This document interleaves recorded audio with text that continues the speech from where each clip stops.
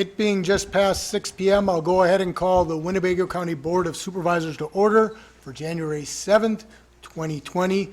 If all members could please press their attend buttons and silence any cell phones. First items on the agenda are the Pledge of Allegiance, followed by the invocation. If you could all please join me and stand. I pledge allegiance to the flag of the United States of America and to the republic for which it stands, one nation, under God, indivisible, with liberty and justice for all. And now the invocation by Supervisor Locke.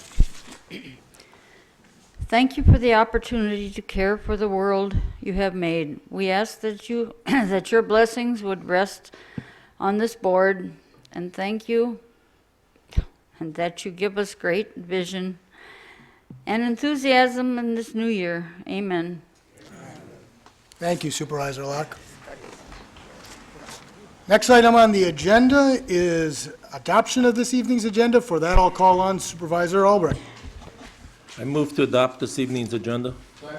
There's a motion and a second to adopt this evening's agenda. All those in favor say aye. Aye. Opposed? Motion carries unanimously. Thank you, Supervisor Albrecht.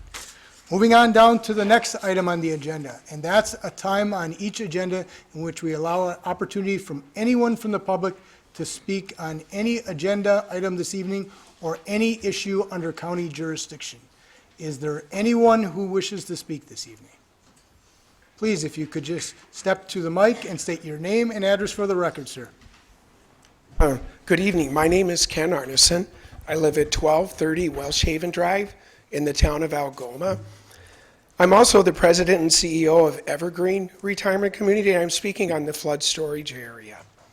Located at 1130 North Westfield Street, it is adjacent to Sawyer Creek and also near the end of Sawyer Creek prior to it emptying into the Fox River. Evergreen Retirement Community has been in Oshkosh since 1967, is home to 340 residents, employs 325 individuals with salaries and benefits at $10.6 million, and spends an additional $3.5 million annually supporting individuals and small businesses throughout Northeast Wisconsin. Evergreen has also been a location of significant flooding over my 23 years. In 2008, flooding caused over $500,000 worth of damages to the campus, and we were literally mere inches away from needing to evacuate hundreds of individuals. Many of these individuals are frail, skilled nursing, and assisted living.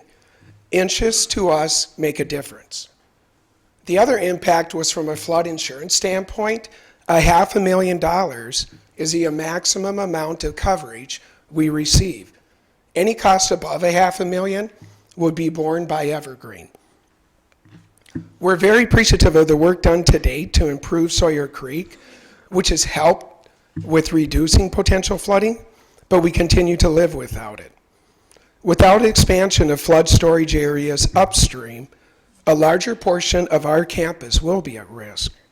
What we know is that it is not a matter of if flooding can occur, but it will occur again at some point. Keeping the 650 plus people who live at Evergreen and work at Evergreen is not only my responsibility, I believe it is a responsibility of this board. Also, as an individual who operates a business, I appreciate the desire to make decisions with limited regulation or direction from government. Trust me, nobody would prefer to have more limited government than organizations. But I also recognize a responsibility to more than the people I serve, but others impacted by my organization's decision. I do believe property owners upstream have a responsibility to those of us downstream to limit risk, as we would be expected to do the same for them. I truly urge members of this board to support efforts to reduce flooding to those organizations and individuals downstream. We have limited to almost no options to respond. And I thank you for your time to this matter. Thank you, and thank you for your comments. Is there anyone else who wishes to speak this evening? Is there anyone else who wishes to speak? Please, if you could state your name and address for the record. Jessica Bradley, 2633 Knott Road, Oshkosh. We were here last month, or actually, I'm sorry, October, I believe it was, and I had discussion about the flood storage area. I'm compassionate towards Evergreen. My question, there's many questions I have. One of which is, what is the need to label this as flood storage area when we've heard through little tidbits that nothing is going to change? We're just calling it flood storage area. The land is already doing what you're talking about it doing, but you want to put a label on it. Why do you want to put the label on it? Why is there the need to put that label? You know, Oshkosh was built on a marsh. There's the continuing of homes, even since October when we were here, behind Eastbrook and Westbrook. Since then, 3 homes behind there have been built. Why are you continuing to allow that to happen, but you want to put regulations on my property that is 2.5 miles out of town? My other biggest concern with all of this is the back door that all of this has come around. And I was talked to by Mr. Gaudier after the meeting, during the meeting, and he assured me he was going to give me a map, contact me. I gave him all of my contact information. I still have, as a landowner, have yet to see this map. There's a group of us that this does affect us. It affects our future. It affects what happens with our land also. And I'm compassionate to Oshkosh and the flooding situation, but what about what this is going to do to my future land use? And how will I benefit from that? Or if it's going to be conditions put on my land use, what will reciprocate back to me? That's one of the concerns I have. The other thing that I find incredibly interesting as I'm looking at the list, I did receive a list from Tom, and the thing that I find incredibly interesting in all of this too, which goes back to it being backdoor, or, excuse my ignorance or use of words, is dirty pool. When you look at where our property is, and you look at the people affected, there's nobody on the list, no properties on the list from Knott Road east, which would fall into probably the next annex of the city of Oshkosh. So you're telling me that there isn't a need for flood storage area in that area? It seems like there's a lot of unanswered questions, and a lot of, like I said, I'm sorry for lack of a better word, backdoor stuff that's going on. And that is my concern that I think needs to be addressed. So, thank you. Thank you, and thank you for your comments. Is there anyone else who wishes to speak? Is there anyone else who wishes to speak? I'll say one last time, is there anyone else who wishes to speak this evening? Okay, we'll go ahead and close that portion of the agenda, and we'll move on to the next item, which is reports from committees, commissions, and boards. Any reports from any committees, commissions, or boards?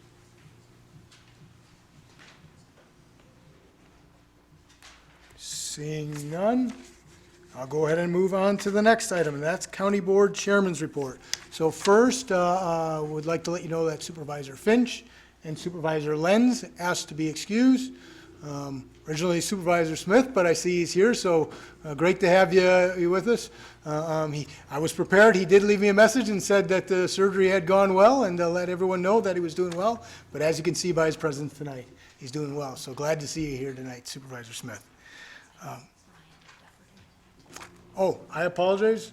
Please go ahead, Supervisor Defferty. Thank you, Mr. Chair. I was a split second late there. Just wanted to give you an update in regards to the diversion program concept for the district attorney.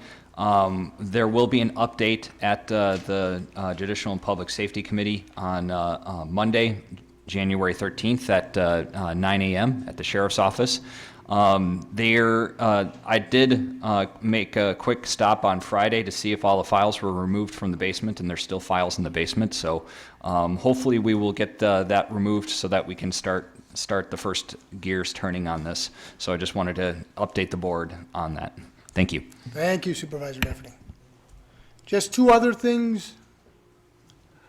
Supervisor Albrecht?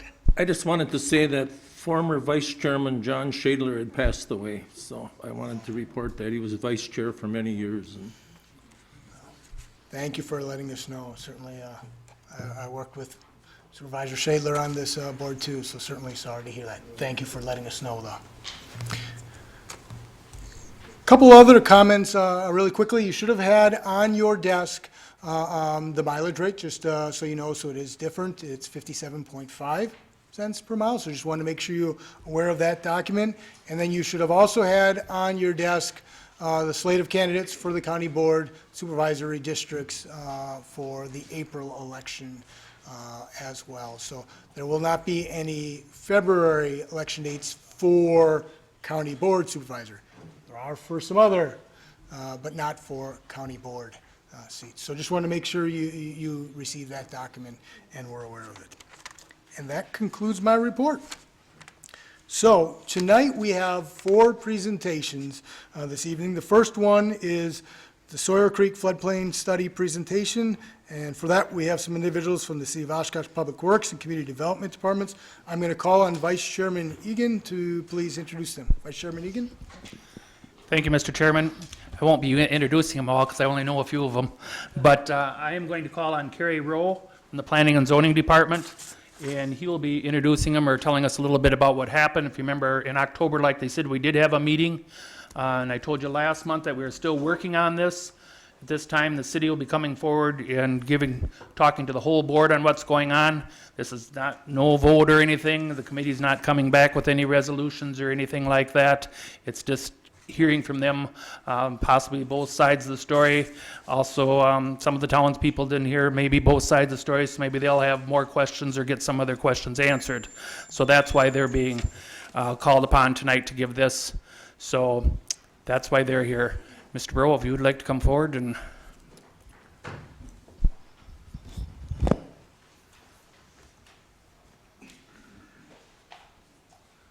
Thank you. As you recall, as Tom had mentioned, we had the resolution before the county board last October for approval of this floodplain study. And it was the board's recommendation that it be referred back to committee for reconsideration and more outreach. Subsequent to that, the Planning and Zoning Committee held a special meeting back in December where we met with the City of Oshkosh. They gave us this same presentation, answered questions and so forth. As a result of that meeting, the committee had concluded they wanted to do a couple of meetings for outreach, one of which was this one, presentation to the county board of the facts of the study, help answer any other questions that may come up. And there's also another meeting that is tentatively scheduled. We don't have a specific date yet. It's looking like the end of January. That meeting is going to be held with the property owners of the flood storage areas so that this very same presentation will be presented to them as well and any questions that can be answered. So both of these meetings, again, there's no decisions being made, it's just for informational purposes only. Following those meetings, we'll probably have another public hearing where we'll notify all the property owners, and then there's going to be public input at that. And then the committee recommendation will be coming back to the county board. That is also another meeting that any property owners can attend to find out the outcome of the resolution. So what I have here tonight is I have Michelle Staff, who's the floodplain coordinator we've been working with over the last several months, and Michelle Hayes, who's the engineer that approved the study. They're here if there's any questions that may come up related to the study or floodplain insurance. And then I have the members from the city of Oshkosh here that are going to do this presentation next, and I'll have them introduce themselves at this point.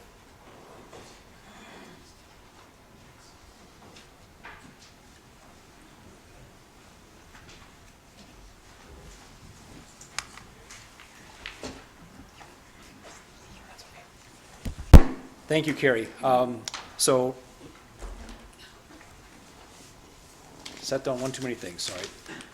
So, real quick overview. First, I'd like to do some introductions. My name is Steve Godey. I am the Assistant Director of Public Works and Utilities General Manager for the City of Oshkosh. Also from the City of Oshkosh here tonight, our City Manager Mark Roloff and Community Development Director Alan Davis. Also, here on behalf with the city's request is Matthew Yentz with Strand & Associates. They are the consultant that the city hired to do the technical work of the mapping. I'd like to thank you for the opportunity to speak on this tonight. I recognize that this has been before the board a couple of times. I'll try to keep this presentation relatively brief, but I want to at least get into the details and help everyone understand why we ended up and why we are recommending this. I'll go through a little bit of history of flooding, background, mapping process, the impacts to the properties, and then take questions at the end. With that, if going through the presentation, if I don't explain something clearly, I'm not getting it across, please feel free to interrupt me because I don't want to lose one of the major points behind at that point in time. So, general questions at the end, but if I'm losing someone, please, by all means, interrupt me during the presentation here. Can everyone see it okay, or am I standing right in the way? I'll try to get to the other side. I have a feeling I'm right in the way of it. Is that better for everyone? Can everyone still hear me? Yeah. Okay, excellent. All right. So, since 1990, there have been 5 presidential disaster declarations within the county and 6 other significant flooding issues. This is from the Winnebago County Hazard Mitigation Plan. There we go. These floods cause a major impact for public health and safety. The photos on these next few slides show some of the flooding. The picture on the left is in front of Ascension Hospital with Sawyer Creek overflooding and entering the hospital. The picture on the right is Westfield Street in front of Evergreen Manor. Oops, that didn't work right. The next 2 slides here, the slide on the left here is Sawyer Creek at 9th Avenue. So 9th Avenue, a collector-rated street out in front of the hospital, critical for getting residents transported back and forth to the hospital, and a major route in and out of the city and into the towns. Washburn Street, another collector street, flooded. There's a car stalled out in the middle of the intersection, or middle of the road from from the overtopping. So these floods have a significant impact on the public's health, safety, and ability to either escape or get the resources that they need during these flood events. Moving on from the history, the city and county both have, to within a single space of each other, the identical purpose statements within each of our respective floodplain codes or ordinances. Each code states, and I'm going to read through this, and I know it's a little bit long, but I want to make sure everyone hears this and can see it, that each code states the purpose and the intent is to protect life, health, and property, minimize expenditures of public funds for flood control projects, minimize rescue and relief efforts undertaken at the expense of taxpayers, minimize business interruptions and other economic disruptions, minimize damage to public facilities in the floodplain, minimize the occurrence of future flood blight areas in the floodplain, discourage the victimization of unwary land and home buyers, prevent increases in flood heights that could increase flood damage and result in conflicts between property owners. And lastly, discourage development in a floodplain if there's any practicable alternative to locate the activity, use, or structure outside the floodplain. Again, these are the common goals across the cities and the county's floodplain zoning ordinance. So more on the background. Excuse me, Sawyer Creek the city's been studying Sawyer Creek since the early 2000s. It's approximately a 10,000 acre watershed, the lower third being within the city of Oshkosh limits, the upper 2/3 in 4 townships within Winnebago County. These studies have produced a variety of recommendations out of them. To date, the city has built many of these recommendations. We've built 4 detention basins: the James Road Detention Basin, Oakwood Road Detention Basin, 9th and Washburn Basin, and the West Haven Circle Basin. The city's replaced 2 bridges along Sawyer Creek, the Westfield Street Bridge and the Oakwood Road Bridge. We've acquired and raised houses and just removed them from the floodplain by removing the houses and relocating the property owners. We've dredged the lower 7,000 feet of the creek, removing 40-some thousand yards of material to help flow and water get out to the river. The state and county have implemented improvements along Sawyer Creek. The state replaced both directions of the I-41 bridges when that was rebuilt. Keller Street Bridge, the Washburn Street Bridge, both frontage roads have been replaced. The Sawyer Street Bridge was replaced, and the Witzel Avenue Bridge. Since 2009, the city alone, not including the state and the county in here, has spent nearly $20 million on trying to do improvements within the Sawyer Creek watershed. We're still planning yet another large detention basin in this watershed because we know we're not done yet. We still have flooding downstream. And that is, look, the next detention basin is planned near Clairville and 20th Avenue. Several of the projects the city completed required permits from the DNR in order to be able to do the work near the creek. Condition of those permits was to remap the floodplain and floodway upon completion. The city hired Strand & Associates, hence why they're here tonight to help answer any technical questions, to complete that mapping. Prior to this mapping being undertaken by the city, the last time that this area, the firm modeling was done, so the flood insurance rate modeling was all done for this area minus minor amendments, was back in the 1980s. So that is several years old. The data availability has increased dramatically with LIDAR information. Rainstorm intensities have changed over that time, resulting in some pretty significant changes. The mapping process. So, Strand, yes. So, Thank you. What investment is there in storm sewers? How does storm sewers service this Sawyer Creek community? the investment we made was in bridges, detention ponds, and other structures like that. That did not necessarily include any of the street storm sewer projects that we have done with that. Does that answer your question?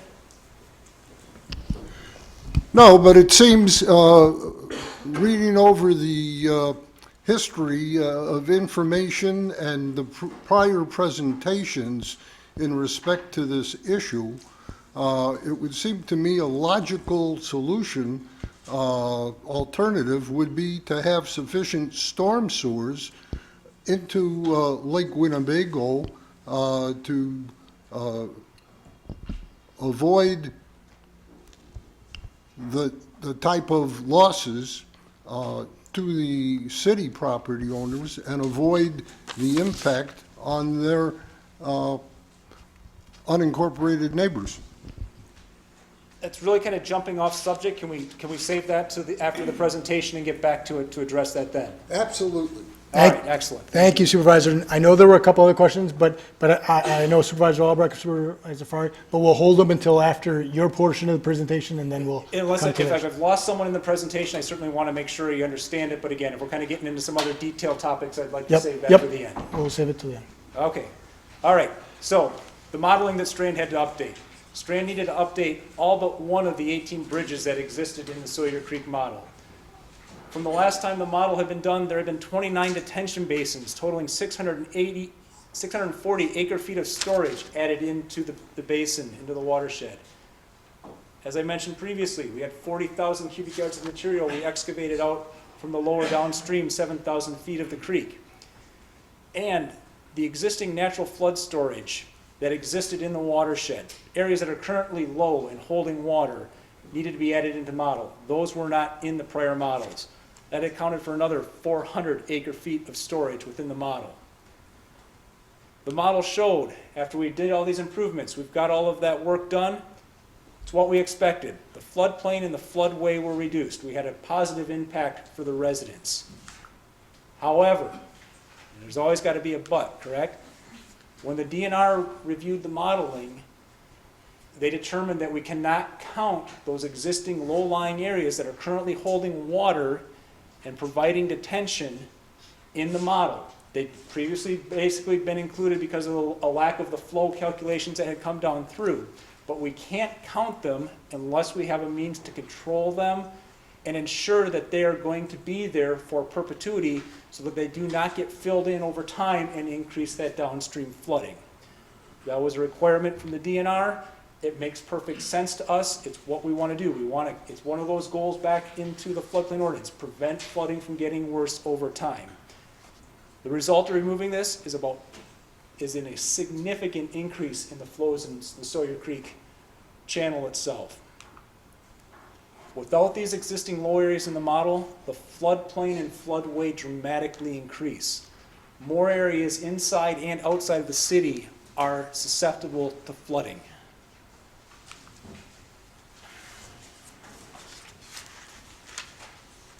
So, we moved, I'm sorry, I think I skipped a couple of notes here. All right, I'm going to back up one slide and finish this up. So the city has invested $20 million into stormwater management, and the floodplain's expanding. The city simply can't accept that return on a $20 million investment that we're going to have to require more residents to be within the floodplain, floodway, and get flood insurance. City, our consultant, Strand Associates, the DNR, and county, we continue to try to work toward a solution on this. This is when the flood storage areas came to light. Now, what are flood storage areas? Flood storage areas are existing low areas that are holding water today. Our consultant ran through several iterations of doing flood storage areas. We had many, I don't know how many small areas we had to start with. It was way too many, far too reaching of impacts. We continued to go through and work with the consultant and running the models and the iterations until we ended up at 29 flood storage districts. 20 plus of these are within the city. The remainder are either shared or in the rural. The city did not even have the flood storage district language within its ordinances. The city, since the time we've done this, has created that created that ordinance language, adopted it, and mapped all of the flood storage areas within the city boundaries.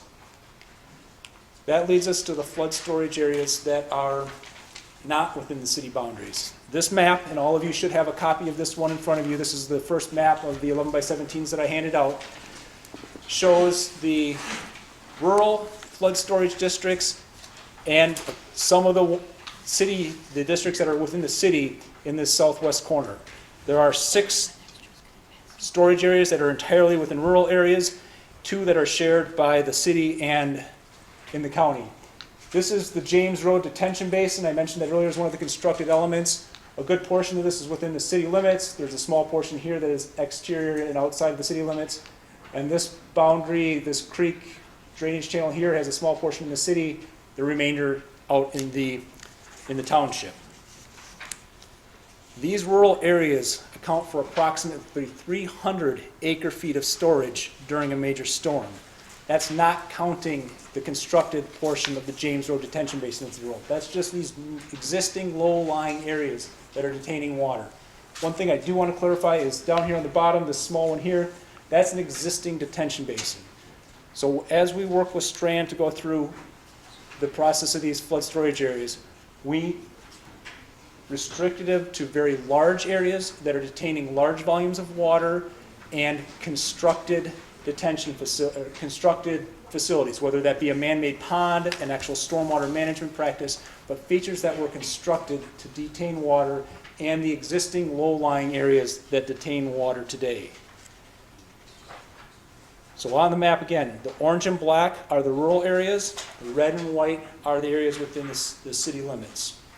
Flood storage areas are not floodplain or floodway. It's important to make this distinction. We're not proposing to map these flood storage areas as floodplain or floodway. The flood storage area designation is much less restrictive than the floodplain or floodway zoning.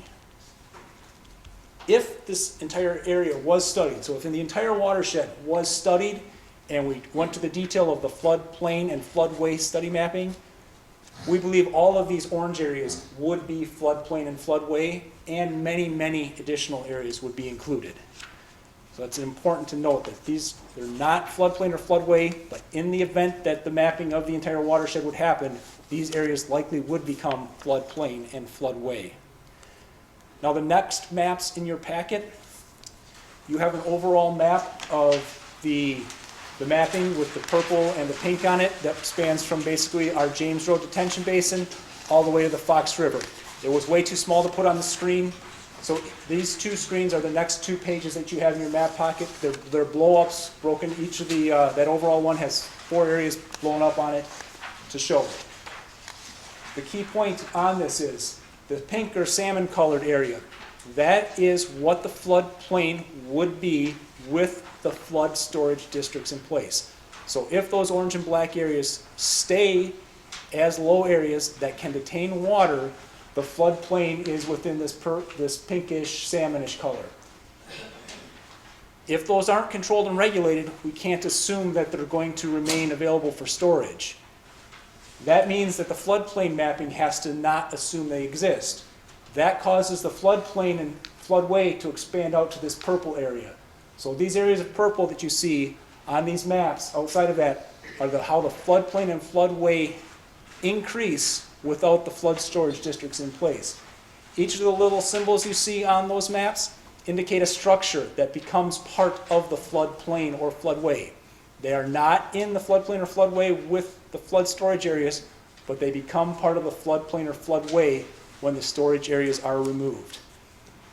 So this is the James Road Basin, Clareville Road here, 20th Avenue here. You can see there are several structures in this area that are impacted.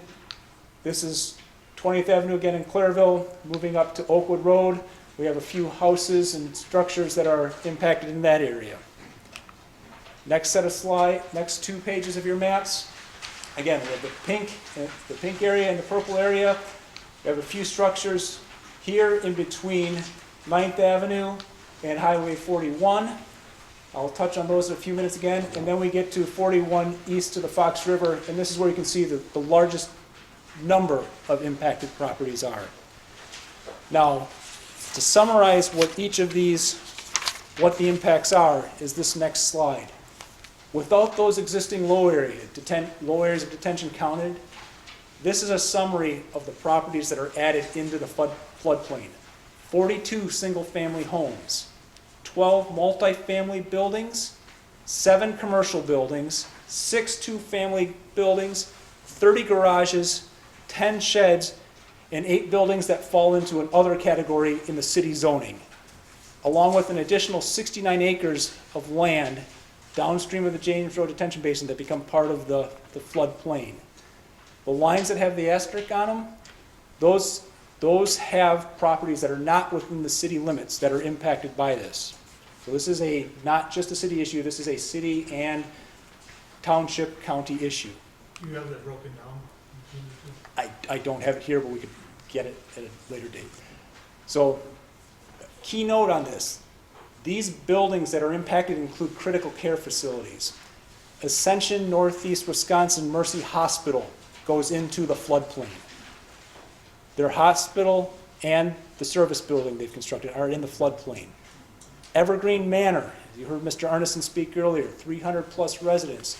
Their assisted living facility, main independent living facility, memory care home health care facility, 3 multifamily condominium buildings, and 4 single-family residences that they have on their property all go into the floodplain that would not be without the flood storage districts.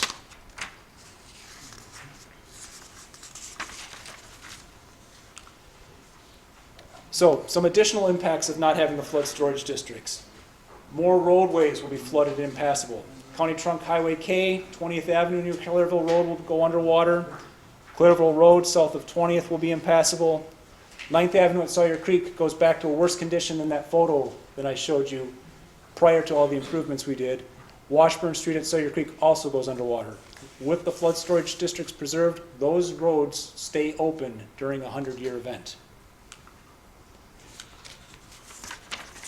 So now, transitioning from the mapping process to the property impacts.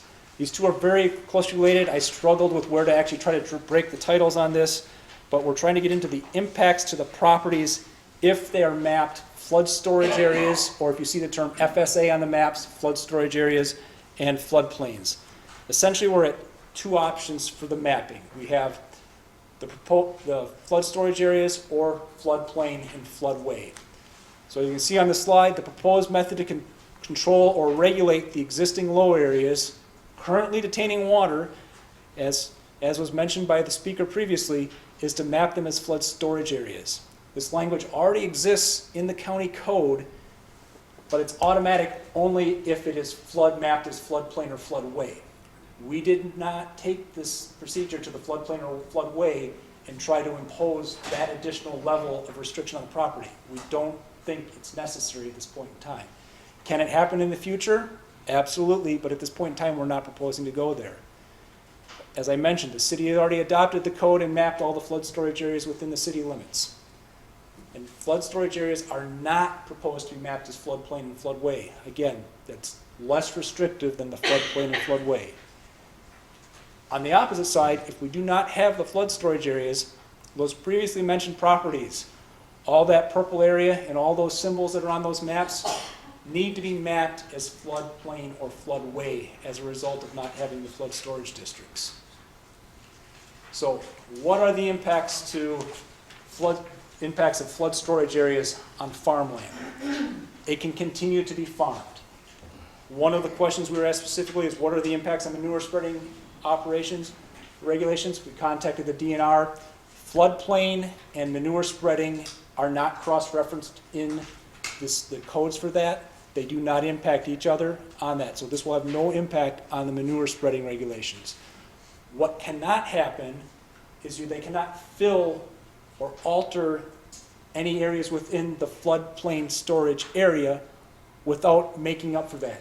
So in simplest terms, if you want to dump a 5-gallon bucket full of soil in the flood storage area, you need to go to a different area in the flood storage, different area within the flood storage area and take a 5-gallon bucket out and remove it out of the flood storage district. It's an equal volume comparison. That's what we're striving to keep out here, is that the same volume can be stored as currently exists today. The areas can be developed in the future. Other regulations are going to apply as if with any other development. Stormwater management regulations will still apply. Wetland mitigation requirements, an infinite number, zoning requirements, all those things still apply to the land. The flood storage areas could be part of the required stormwater management area, and they don't have to stay the same footprint. Again, it's volume. If it's 50 acre feet over 100 acres, because it's a depth, well, if you can shrink that area up and make it deeper so that you can confine that area, that is fine. But it's managing that floods, and as I've mentioned, it's just keeping that equal volume of storage on where it exists today. So what happens, what are the impacts to properties if it's mapped floodplain or floodway? This is properties inside and outside the city. Federal flood insurance is going to be required by the lenders. This may make some of those homes unsellable if they become floodplain and have to carry that with the price tag of flood insurance. They cannot fill or do improvements, expand, without a detailed engineering study showing it will not increase the downstream flooding elevation, Not a simple cut, fill, balance, but an actual detailed study of the entire water, of the downstream watershed to show that it's not going to raise that elevation. State and federal laws are clear on this. Mapping flood storage areas is not a compensable taking. Mapping property as floodplain and floodway is not a compensable taking. Neither of these actions are compensable under state or federal law. It would be a very bad precedent to actually compensate someone for this. It would open up for all sorts of issues in the future when we're trying to do planning and zoning. Any zoning law has an implication on the property. This is similar. So, continuing along, if flood storage areas are approved, we need to map approximately 150 acres as flood storage areas. This 150 acres provides 300 plus acre feet of storage. You'll notice that is less than the 400 feet I mentioned previously that was in the model. As I said, we went through the iterations and were able to reduce the need for some of those rural storage areas, and we're able to get it down to this number. There's 3 structures within those mapped areas. One of them is a house. Equal cut fill calculations are required for the improvements. You're going to have to hire someone, yes, to do the calculation to make sure that the volume is still there, but the level of that study is significantly, very, very significantly less than a floodplain study for the floodplain elevation. And again, the flood storage areas are not floodplain or floodway. I cannot stress that enough. If flood storage areas are not approved, we'll need to map about 69 additional acres as floodplain and floodway in the city and in the county. That's going to add 115 structures into the floodplain and floodway, including those critical care facilities of Ascension Hospital and Evergreen Retirement Community.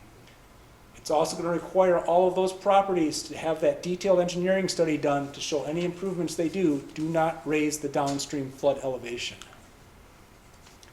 As Mr. Rowe indicated, we've met with the Planning and Zoning Committee. Our next step is to have a joint meeting with the Planning and Zoning Committee, the City Plan Commission, and invite all of the impacted property owners. That's the flood storage area map properties and all of the property owners within the purple that are going to have structures or their land impacted by floodplain or floodway. Summarizing, I'm back to this wonderfully long slide that I started with and I read it. I'm going to spare you reading it all again this time, just try to hit a few of the highlights on this, but again, both the county and the city floodplain codes state the same purpose: protect health, life, and property, minimize taxpayer cost for flood control, recovery, rescue, minimize economic impacts and damage to public facilities, prevent increase in the flood elevations and future flood blight, prevent people from unknowingly buying flood-prone properties, and discourage development in the floodplain. And that brings me to my last slide here for this evening. Mapping needs to happen. It's mapping flood storage areas or mapping floodplain and floodway. A quick summary on here again: approximately 150 acres of flood storage districts. 3 structures are in those areas, 1 house. A cut, fill, balance calculation is required for improvements. If it's floodplain or floodway, approximately 69 acres of floodplain or floodway are added. 115 additional structures are placed in the floodplain, floodway. Critical care facilities, going to require those properties to have flood insurance and the detailed engineering study. With that, I'll open it up to questions, and I may be deferring some of them over to the people at my right here to help answer those questions. Very good. Thank you for the information. We'll go ahead and open it up for questions. I know it was Supervisor Albrecht first, then Supervisor Fari. Please go ahead, Supervisor Albrecht. Where it goes underneath Highway 41, does that help back it up? I mean, you see it backed up through a lot of that property when you go down out to Fleet Farm or something, that's always backed up. Is that part of the problem? Under the current models, the bridges underneath Washburn, Keller, and 41 do not appear to be slowing down the water and causing the backup under there. It's not coming up and getting on the streets and the low points around there. So based on the current water flows that are getting through there, they're adequate. So they were designed based on the current flows, and they seem to be within the model doing that. Matthew, any? That's correct. Okay, thank you. They were all designed to pass the But when you go down the frontage road and there's been a big storm or something, it's always backed up right through in there. I mean, that Keenest property, I think it's that property, it's always flooded right in there. And it's not necessarily those bridges, but it's the capacity of the entire creek system to get that water out. There are other impediments and volumes of water, so we can't build it deep enough, and thank you, Matthew. So Mr. Keenest does have a private structure, and his structure was not designed to pass the 100-year event? No, I'm talking about where it comes, it starts to back up even before that little bridge that he had there. It backs up all the way from 41 back in through there. So there may be a small hydraulic grade jump as it approaches the bridge, but the bridge passes the 100-year event or greater. All of the bridges from Sawyer Creek is the most downstream one, Westfield, Keller, 4141, Washburn, all of those bridges were designed to pass the 100-year event. Now, it doesn't mean that you won't see it a little higher on one side than the other. I mean, the water does speed up as it goes through the bridge, but they all pass the 100-year event. It doesn't answer the question, but okay. I mean, it still maybe backs I up. misunderstood. The studies, Matthew, the study of Illinois, they would have had to done a floodplain study to demonstrate that it's not backing it up More than 1/100th of a foot. It doesn't back up. Yeah, they all pass. Okay, thank you It might Supervisor be Albrecht. wider. Next speaker is Supervisor Fari, followed by Supervisor Eisen. Thank you, Mr. Chairman. I have three questions. The first two are for the city representatives, and the last one would be for Mr. Rowe, the county zoning administrator. First question, during your example of flooding, were them all 100-year storm events? I'm not sure what dates those are from. I have seen some of those conditions, specifically Washburn Street, at less than a 100-year event. But I don't know what, Can you, was it 25, 50? I don't know what event it was at the Washburn. So your illustrations are not documented based on the storm event? I don't know which storm events those pictures in particular were from, Okay. off the top of my head. Second question, So I can answer that question. okay?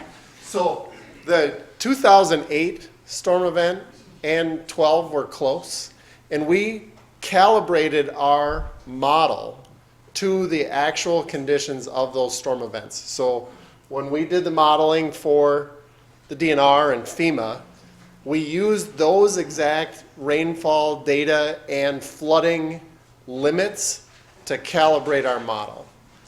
Were they all exactly 100-year events? No, they were not. But they were greater than 50, near 100-year events. Okay, well, let me lead to a little more detailed question then. If they were less than a 100-year event, what was the previous weather conditions 30 days prior to it? In other words, did you have chronic, consistent rain leading Excellent to question. a storm event based on the soil conditions? So I don't remember which one it was, whether it was 8 or 12, but 8, thank you. One of them, we had significant rain prior to that June. Yes. Which June could event. result in flooding with basically a 25-year storm event. It depends on the That's accumulation. correct. Okay. So the worst case scenario is the 100-year event in a frozen ground condition, so no infiltration whatsoever. But that's but- not illustrated. Yours are all No. summer events primarily, or spring. Correct? Natural ground conditions, unfrozen ground conditions. Okay. My second question would be to the city land use plan. You identified 4 towns, I believe, that would encompass this additional flood storage area. What does the city land use plan call for in regard to density within those areas? An example, town of Inland, you require a 10-acre parcel, 1 home on 10 acres. That, Minimum. What is your city plan for these areas specific to density? In general, the plan for the city's growth to the south and west would be residential around 20th Avenue North and a lot of industrial centered on the railroad tracks that go to the southwest there. There's no density specifically for industrial, but we do have a requirement that they exceed no more than 70% impervious surface, and all that impervious surface has to be treated in a stormwater management pond, and the release rate is less than current conditions. Yes. Okay, what's your requirement on land division? Let me ask it that way, in the town areas. Example, town of Vinland currently, I believe, is 10 acres. We approve For a a land parcel division with size. your jurisdiction, you want a 10-acre parcel. What do you want in these 4 towns? That's your density issue, actually. I'm struggling to answer the question because most of the industrial and commercial areas, we don't have a density. If you're talking just residential, they're somewhere around 1/4 acre lots. But as I So tried- it's a higher density. It's a higher density, but when it comes to the stormwater management, they collect all that stormwater off the roofs and off the hard surfaces of the driveways and the streets, and those go into stormwater ponds, and they release at a much slower rate than had it been just natural occurring runoff from farm field, for example. Okay. That's the way I understand The our. premise for my question for everybody, the more density we have, the more impervious surface you have, which creates more flooding. And that's why we treat it by requiring, we ratchet that back so that you Yes. can't even. Same as county standards, I assume, or maybe greater. I think it exceeds. Significantly more than county standards. My final question would be for Mr. Roll, if I might. He basically outlined land use restrictions, and I'm not sure if he was referring to city or county, but specifically, what is the county land use restrictions on land that would be identified as flood storage? How much impervious surface can you apply to those properties? The impervious surface standards wouldn't apply to those areas Okay, so they can build unless it's anything they commercial want to? development. Okay, what improvements can be put on those properties? As far as impervious surfaces, Well, that would be driveways, homes, all that stuff, if it's yes. commercial, we have a 15,000 square foot minimum. Okay, so they still can develop these properties that are gonna be mapped as flood storage. That's correct. Is that what you're saying? That's correct. As long as they do the trade-off and pay for a very expensive engineering study, I assume. I don't know that the engineering study is required of the whole, On county? Under county jurisdiction? correct. Okay, so you're simply saying, if you're gonna develop an acre within that area, you have to offset that flood storage area with an additional acre. That's my understanding, Okay, yes. now we relate to, if we do it to, I can't think of the word right now, but, basically, there's a different standard for wetlands, and that's 1.5 to 1, I believe. So this is not the same criteria as wetlands. There's not a premium. It's a 1-to-1. It's a On the 1-to-1. wetlands, yes. If you disturb an acre of wetlands, you might have to mitigate 1.5. You're correct. This, we just need a one volume. And it doesn't need to be acre per acre. If you think of a drinking glass, you've got a drinking glass that can hold that volume of water in a very little surface area. If you pour it on the table and it gets to be this thin, it spreads out over a much larger. So you can make it deeper. So you can make it deeper as long as it doesn't have Okay, but standing water. that has to be done within the flood storage area. So now you've got an issue of how would one accomplish that within that area without purchasing additional land, obviously, correct? Within the storage area. My understanding is they could deepen it, but the limitation is going to be the groundwater table. That's correct. So you can shrink it within the area, but you Yeah. have to stay above the actual water table. Which is generally what, 3 feet out there? That's the seasonal saturation. I did get that clarified. We're talking about the actual water table where there's free water. Okay, and has that been identified within those areas? What is that water table? So that's an unknown here. I would suspect that it will vary depending on the location. So it's- Okay. Well, I think generally a lot of, to my knowledge, it's like 3 feet, sometimes 4 feet, depending on the soil, et cetera. Thank you. I appreciate your answers. Thank you Supervisor Farley. Next speaker is Supervisor Eisen, followed by Supervisor Defferty. Thank you, Mr. Chairman.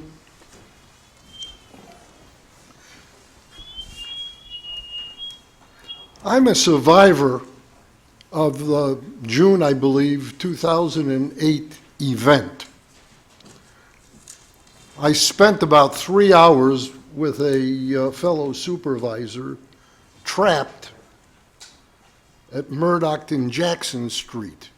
Fortunately, we had a nice safe haven where we were out of the flooding. That was the reality of the flooding situation. I'm also a resident of the Lakeshore, and I voluntarily own flood insurance.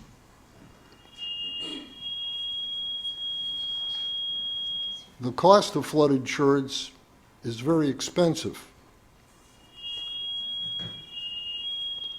I'm having a difficult time, and I know that a 100-year event means that there's a 1% chance each year that you're going to have that kind of a flood. I'm having difficulty comparing the reality with the mapping, modeling, theoretical construct that we are dealing with. And I think every one of us, not only supervisors, but residents of the county, also have a difficult time trying to visualize the realities of what you're putting on paper. Because what you're putting on paper has a real impact on individuals in reality. In your summary on page 15, you give us an alternative. Do we flood upstream or do we flood downstream? Do we put the burden on the critical care facilities and 115 additional structures, 69 acres? Or do we put the burden on 150 acres? That seems to be the alternative. But my real question is, what has the city done to construct an adequate storm sewer to service the Sawyer Creek area? Now, the city went ahead and they approved all these subdivisions for these people to construct their homes in a floodplain. The city didn't protect the people, or they didn't make them aware of the potential hazard. But as the lands filled in, the problems increased. And that's what we're facing here today. So, please explain to me why it's not possible for the municipality to construct an adequate storm sewer to service that extra runoff. First, each of the developments within the city, since stormwater has become much more of a prevalent issue, they're required to detain and have detention within the development to do that. Many of the areas that flood now developed long before there were floodplain or floodway ordinances. The difference in this, and I'm trying to come up with a good way to summarize it, is the city improvements that we've invested and made are to try to protect those properties in the city that currently have been flooding, and we want to take care of them and get them out of the floodplain. We've spent a significant amount of money and effort to do that, and so that the creek has the adequate capacity to try to convey those down through there. We have another detention basin that we have to do yet to try to reduce the flows in Sawyer Creek even farther to help reduce that flooding within the city.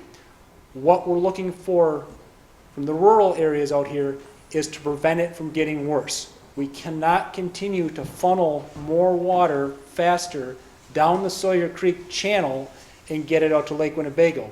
We could not build a storm sewer big enough to do that. It would be impractical to try to build a storm sewer. That's why we're building the detention basins to capture and hold that water that gets in there in a larger area and release it slower so the existing creek channel has the capacity to safely convey it to the river. Does that help? Well, I keep thinking of Venice and the water streets they have, and I wonder I wonder to what extent some aqueduct might be constructed through the city that would adequately provide drainage for the downstream areas. And the problem is you're going to dislocate some people, but no matter what you're going to do, you're going to dislocate some people. I can accept the fact that you're not going to be able to build a storm sewer, but you certainly can build an aqueduct that connects between the flooded area and a depository for that water. And Lake Winnebago is a natural. So if I can try and address that, the storm sewers are actually, they're modeled differently. We're watershed modeling. We're looking at all of Sawyer Creek and not just the little storm sewers that feed the creek itself. And Sawyer Creek is that aqueduct that you're referring to. And we've dredged it, we've widened the bridges, we've made it significantly larger and increased its carrying capacity a lot, actually, to try and reduce the floodplain. So when he showed you those maps in the very beginning, we had a floodplain that was this big. We dredged Sawyer Creek. We increased the size of our aqueduct. We widened the bridges, so we made the pipe bigger. And that took our floodplain from here and brought it in. Okay? There are upstream areas that currently flood. And those are in our model. If we don't have regulation on those, we have to take them out of our model. And that'll actually make our floodplain even greater than it was before we did any of the work.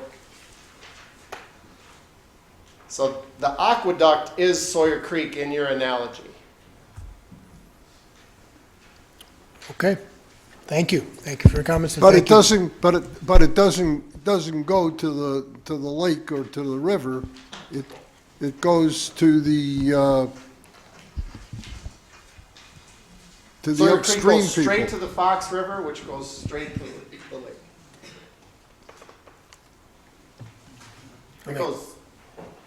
It is as connected as can be. Okay, thank you. We'll move on to the next speaker. Next speaker is Supervisor Defferding, followed by Supervisor Buck. Thank you, Mr. Chair. This is pretty much the presentation that both me and the Planning and Zoning Committee was looking for, but we never got. It was pretty much a map that was dropped in our lap, and it was kind of like, so you going to approve this or no?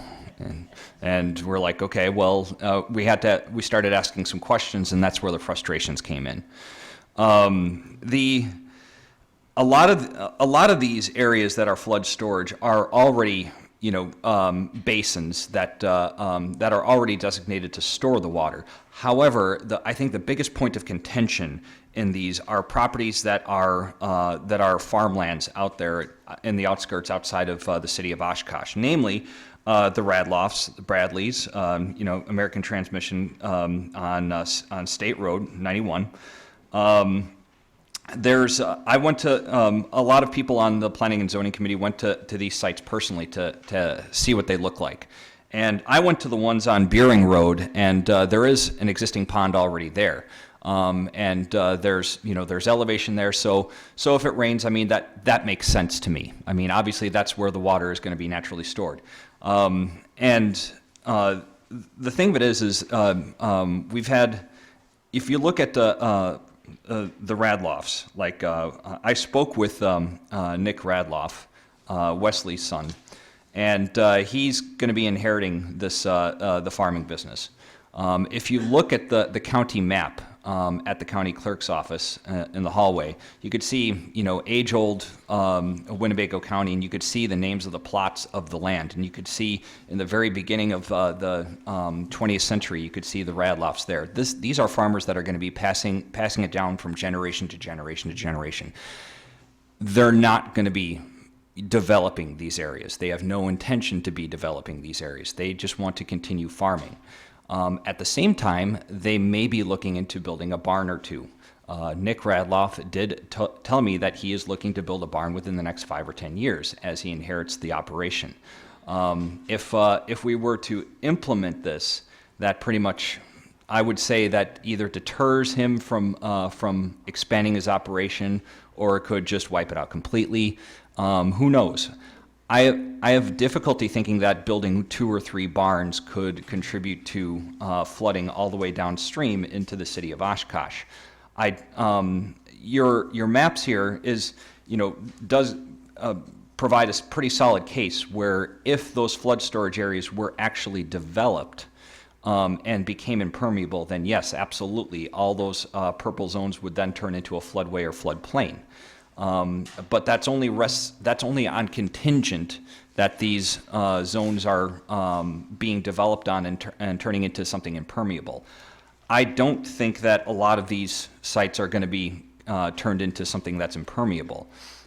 So if we were to propose, and this is just something I'd be willing to compromise on, if we were willing to propose to exempt some of these properties, like the Radloffs, like the Potratzes and the Bradleys, and those on State Road 91 from flood storage, so that they can continue farming as normal. Would you be open to that? Well, I'm going to jump in with a couple of things. One, it's not whether it's pervious or impervious that matters. Because in the heavy rainfalls, when the ground is already saturated, the water runs off the farm field just as it would if it was a concrete slab. So it doesn't matter, it's that. We need that low-lying area to be able to fill with water and stay there for that period of time until the downstream channel has enough capacity to convey that safely. So again, impervious, pervious doesn't matter. It's filling those areas and eliminating that storage that is critical. So if there is an area that they wanted to build a barn in, again, assuming that they're not going to want to build the barn in the area that normally gets 2 or 3 feet of water, or 4, 5, or 6 feet of water sitting on it, it's likely going to be more toward one of the edges of the flood storage district, if it's in there at all. To be able to fill those areas, they'd be able to fill and raise that barn up and out of the area. They would simply have to lower an adjacent area within the flood storage district. Again, if you think of it as kind of a pie shape sitting like this, we've got the ground that's relatively level here, and the water level will be sitting here, and the ground is sloped. At some point when we get out to this area, the water is relatively shallow. So if you excavate out a small area here and put that dirt over here to fill to raise your barn, you've essentially made that cut fill. You're going to have someone do the calculation to ensure that it's right, but it is still possible for them to build those barns in the flood storage areas, again, assuming that they're not going to want to build it where the worst of the flooding occurs. Thank you. Thank you, Supervisor Defty. Next speaker, Supervisor Buck, followed by Supervisor Gabbard. Thank you, Mr. Chairman. A couple of questions. The infrastructure on Highway K and Clairville Road, it's right at the edge of my district there. A lot of, whenever we have a heavy rain, it seems to me that the water is right up to where the road is. Is there any plans, or what is the status of that infrastructure? Because it seems to me that it's pretty dangerous right now. This is Clairville Road. Clairville and 20th. So Clairville and 20th has the, I believe it's a box culvert structure Yep, that goes that's the diagonally one. right underneath it. So, so the city does have a detention, officially mapped an area just southwest of there to put another very large detention basin in that would help collect water and lower the not gonna say floodplain, because it's not floodplain, but lower the impacts in that area. To lower the impacts there. So that is in our long-range plan. It is not currently within our 5-year CIP, however, to do that. That said, should these areas upstream fill, as I mentioned before, those areas go completely underwater and are impassable if we don't have that upstream storage volume to maintain. Like, again, it's modeled without that detention basin in there. But, so, are there immediate plans for that? No, but we are aware of the issue in the area, and we do have that detention basin on the radar to be built to help that area. You picked the one of the 16 bridges that was not impacted. Right. So again, we go all the way down to the Fox Sawyer Street, all the way up to the James Road Basin. The only one that really did not get impacted was that Clairville Road culvert. By impact, you mean Changed, sorry. Right. Impact changed, improved, widened, made larger. And then just one more question about the dredging that was done from, Sawyer Street over to behind Garbage Hill and that kind of stuff. Has that made a significant impact in flooding in the last, I don't know, I think it's been done maybe 2-3 years now? You can maybe talk about that. Yep, we looked at the individual impacts of all of the improvements. So the dredging, the widening of the bridges, the impact of the James Road Basin. The dredging actually had one of the largest improvements individually to lowering the flood elevation. So yes, it absolutely had a significant impact. Now, it's still in inches, let's be honest. We didn't lower it feet, but we lowered it inches. And Ken mentioned inches make a difference. The overall lowering of the floodplain in the lower reaches is in the 6 to 9 inch range. It's dramatic. Yeah, I would encourage you to talk to Mr. Arneson with that very question, because I think anecdotally he would support what Matt's saying statistically. Yeah. Okay, thank you. Thank you, Supervisor Buck. Next speaker is Supervisor Gabbard, followed by Supervisor Gordon. I must say, I appreciate the city being here tonight to give an excellent presentation. And like Supervisor Defferine said, this map was given to us at a planning and zoning meeting, and the storage areas were on there, and I went, all in the rural areas, how interesting. Be that as it may, I have 3 questions. You've got in your background, the city needed DNR permits for several of the projects, and the condition of the permits was to remap and so and so. So, did you get those permits? Are you still trying to get those permits? Or is this a after fact that the DNR said, okay, we're going to give you those permits that you need for several of your projects, but we need the maps changed?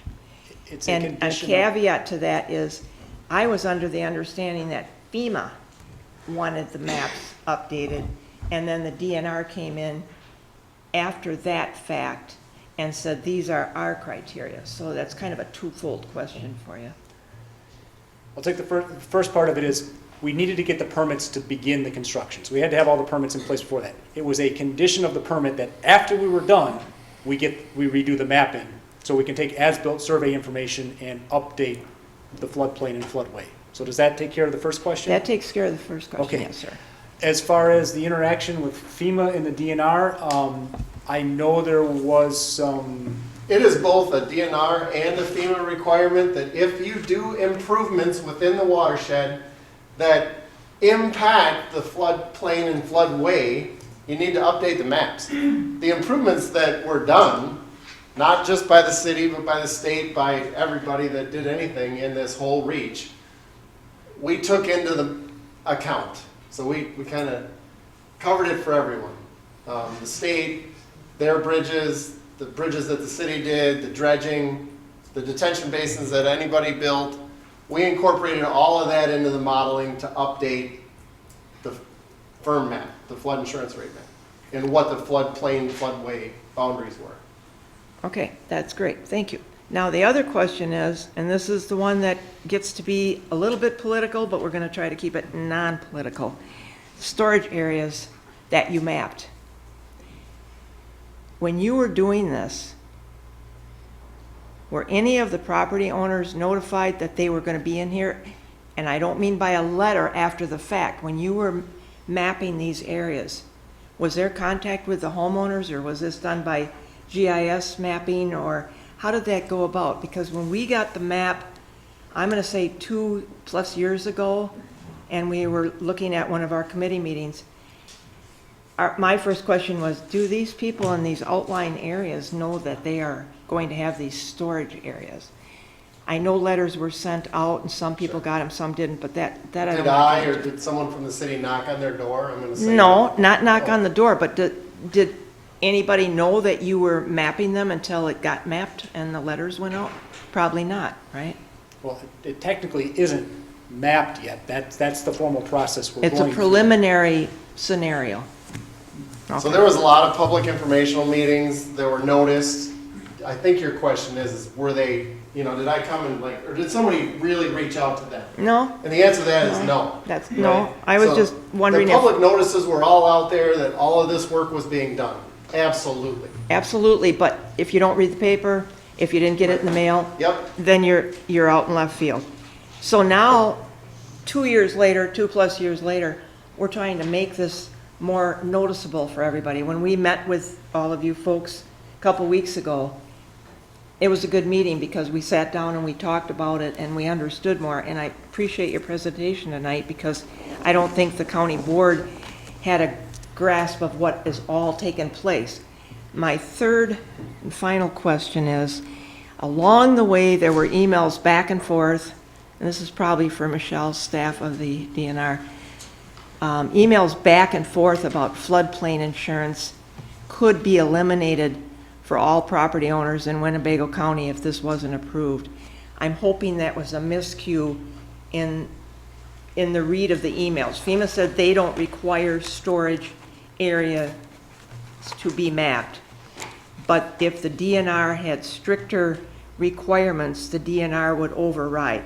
So just to clear up my mind on this, that wasn't any kind of a threat to the whole county for people losing their flood and plain insurance, because that affects everyone that sits on this board and all their constituents. So I'm glad you're here tonight to clarify that.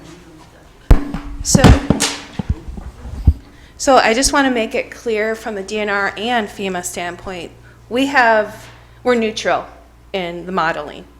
We got the model and we reviewed the model as presented to us.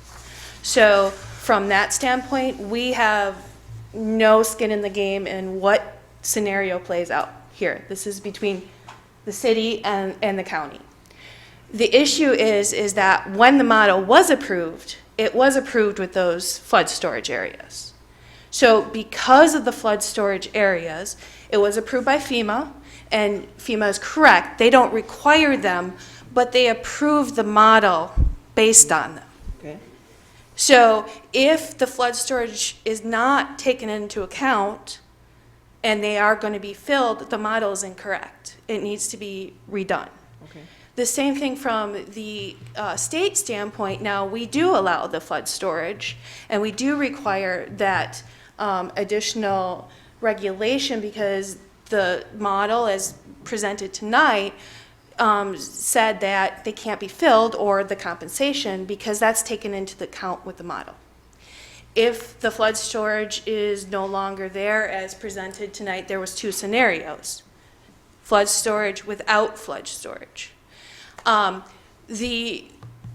The comment about flood insurance is because as a community, you're required to regulate the ordinance and the models based on what you have. So if the county doesn't choose, or if the county basically builds homes, they're not following the requirements of those maps. The maps are what right now we're talking about. There's no adoption of the maps. And the maps are based on that model. It's a very It's very complicated. And as you read the emails, I say may. And I did consult with FEMA before I did write those emails. Right, and I was wondering what may was, because may doesn't mean that you're going to do it. Correct. But you could. We could. But I don't think, as a person, I don't think somebody would do that as a threat or anything like that. No, We're just trying to get this whole thing accomplished the best we can.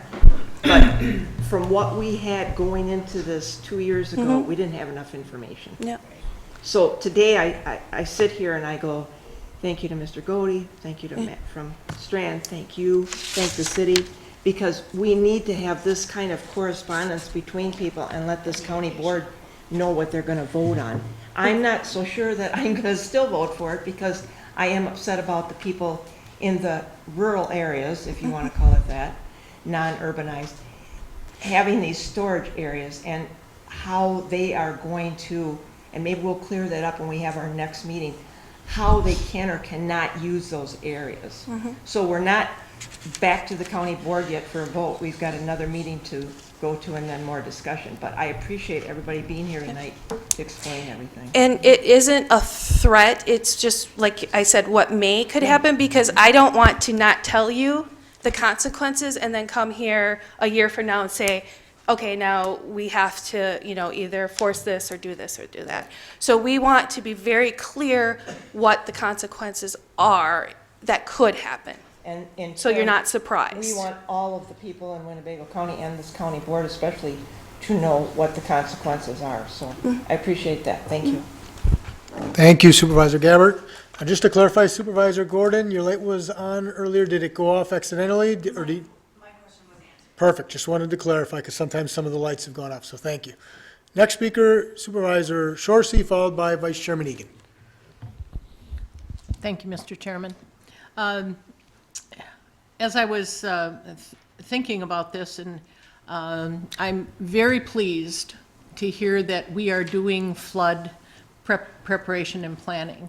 About a year ago in the Emergency Management Committee, I kept saying, so are we letting people know that they're at risk, with the way things are looking for possibility of flooding?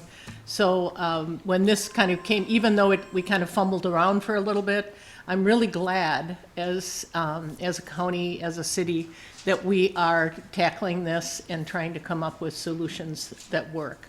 One of my biggest concerns when we first heard about this, and correct me if I'm wrong, I was concerned about the impact on constituents, so businesses, individuals.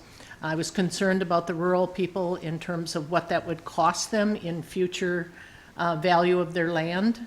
And I believe that you've answered that quite well today in terms of there would be some accommodations to do the storage areas, but it would not be something that would limit development in the future unreasonably.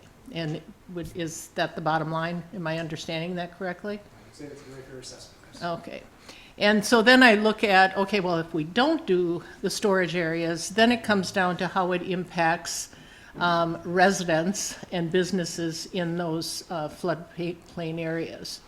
And I did talk with Richards Insurance, Dan Dubkowski, and in terms, because there were questions about how much does it cost, how much would it cost residents for insurance.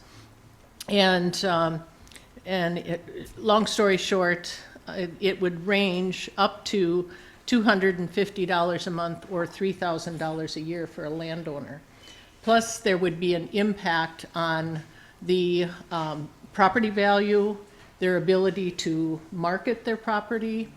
It would be included in that if we did not make some compensation. So,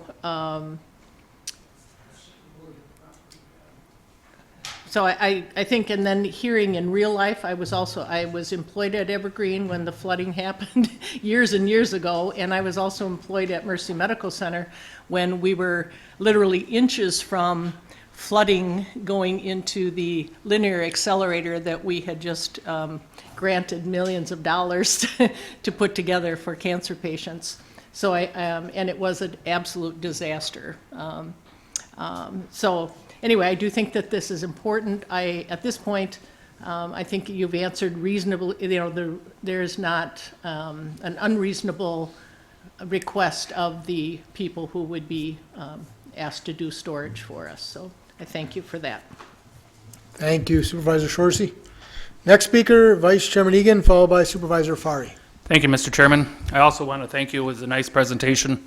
Not sure how I'm going to go on it yet, but I think I do. I'd like to go back to the DNR here again just for a minute. You said maybe that this could happen, the flood, whether we could get flood insurance or have to get flood insurance or not. And you said that FEMA had already passed the plan. Am I correct? So FEMA and DNR has already approved the current model that with the flood storage. Okay. Could you maybe come back to the mic just to ensure that everyone can hear you clearly? Thank you. So FEMA and DNR already approved the modeling that was done with the flood storage because that was what was presented to the DNR and FEMA with sign off from the city. And I don't know, did the county sign off too? And the county. And so we as two agencies approved what was presented to us. Okay, you did that, but I thought I heard you then say that this was just a plan. It wasn't completely done just yet, so things can still be changing, and that can create problems then too. You're leading us maybe a little bit astray there then. You want me to answer that? I don't know if you want to Her or if he approval does. was contingent upon you adopting the maps. If you don't adopt the maps, her approval Is null and void. Is kind of null and void. It's null and void, okay. Then I want to go to you then and say Yeah. that it actually, some things could actually still change on this. Absolutely. Yeah, And- I mean, you could not adopt the maps, right? Well, what I if mean, we that's do why you adopt guys are them? here. What if we do adopt them? If you do adopt them, then you match our model and we're good. And, okay, and if we don't, then what?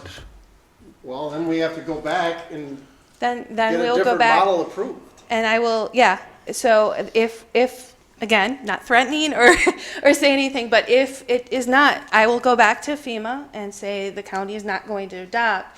And then at some point, either, we'll have to decide what avenue to go, but we could force either the model to change and initiate our own change of the map. From FEMA's standpoint, that they're going to change, or the state is going to change the map, because right now, with the approval, the map is not correct. The DNR or the state, whichever you want to call it, Yep. would they by chance come in and make it floodplain then? It would, Well, I'm asking because I I think can't, that's- not what the storage maps are, because that's separate. Again, I can't speak for Right, anyone. I know you can't, I know you can't. But The door's open. The door's Thank you. open, but I would say probably the model that you saw there, the two scenarios, it would be the other scenario without the storage maps. Okay, thank you. And I have one other thing here. I'm going to ask Mr. Roloff so he don't feel like Thank you. so he don't feel as though he was left out. I heard Mrs. Bradley say earlier, and I know it wasn't you, but I'm going to ask you anyways, being that they work for you. Mrs. Bradley say that she didn't get her information that she was looking at. I was just like, can any of these farmers call and ask you, or who should they call and say, how many of our acres are actually in this, or where, what part of it? Because it might not even be all their farm, it might just be one little corner. How could they find that out? Sure, I think Mr. Godey can probably take care of you, but I do have a copy, I have a full copy that I plan to give you. I'll give you the copy that Mr. Godey gave me before the meeting. So, and if other people want it, we can certainly make other copies available, but I'll make that available. And I think you can read from that. It identifies if a house is impacted or if another structure is impacted. I think Mr. Godey's presentation talked about one home within the flood storage areas and 3 buildings. It would identify all of those buildings. Excuse me. What you'll also see in there are all the homes in the urban and rural areas that are going to be impacted if the flood storage areas are not adopted. So you'll get both sides of the story. But they should either just call Mr. Godey.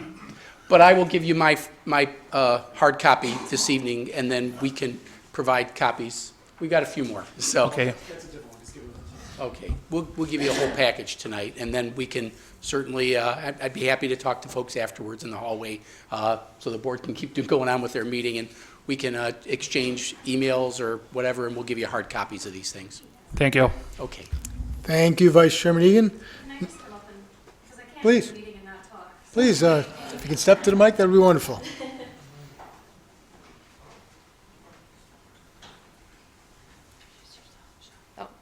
So I'm Michelle Hayes. I'm the regional engineer for this county.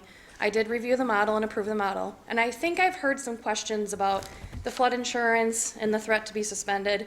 And I think that maybe I can try to word it more simplistically in saying that this is pretty much an unprecedented situation for us. We haven't had a model submitted to us that DNR approves, we approved, we had communications with the community, did not foresee that this opposition would come up. So we're in a situation we've never had, where there's an approved model out there. So I think the implications were asked about being suspended, not being able to have flood insurance. So when we talked about this, saying, what are the options? One option is force the community to adopt. One option is go back to the maps without the storage. Another option is to say, community, FEMA said to you, this LOMAR is approved, you have 6 months to adopt it. If you don't, we could suspend you, and your people could lose your flood insurance. So that is where that language comes from. It's more like the worst case scenario. So does that make more sense on how that? Absolutely. Okay, good, thanks. Thank you. Next speaker, Supervisor Fari. Thank you, Mr. Chairman. I think I want to summarize this a little bit, and I'm looking at the map, of course, the cover page here. Basically, these flood storage areas in the unincorporated areas, in the towns, already exist. Is that correct? The land currently floods, yes. Okay, so what you're suggesting or requesting is that they be mapped to ensure that these flood storage areas remain in perpetuity. Is that correct? Yes. Without compensation? Yes. Yes, okay. However, if they're already there and they're already being utilized as flood storage areas, even if we do the map, it's not going to correct the flooding. You're still going to have it because it's already there.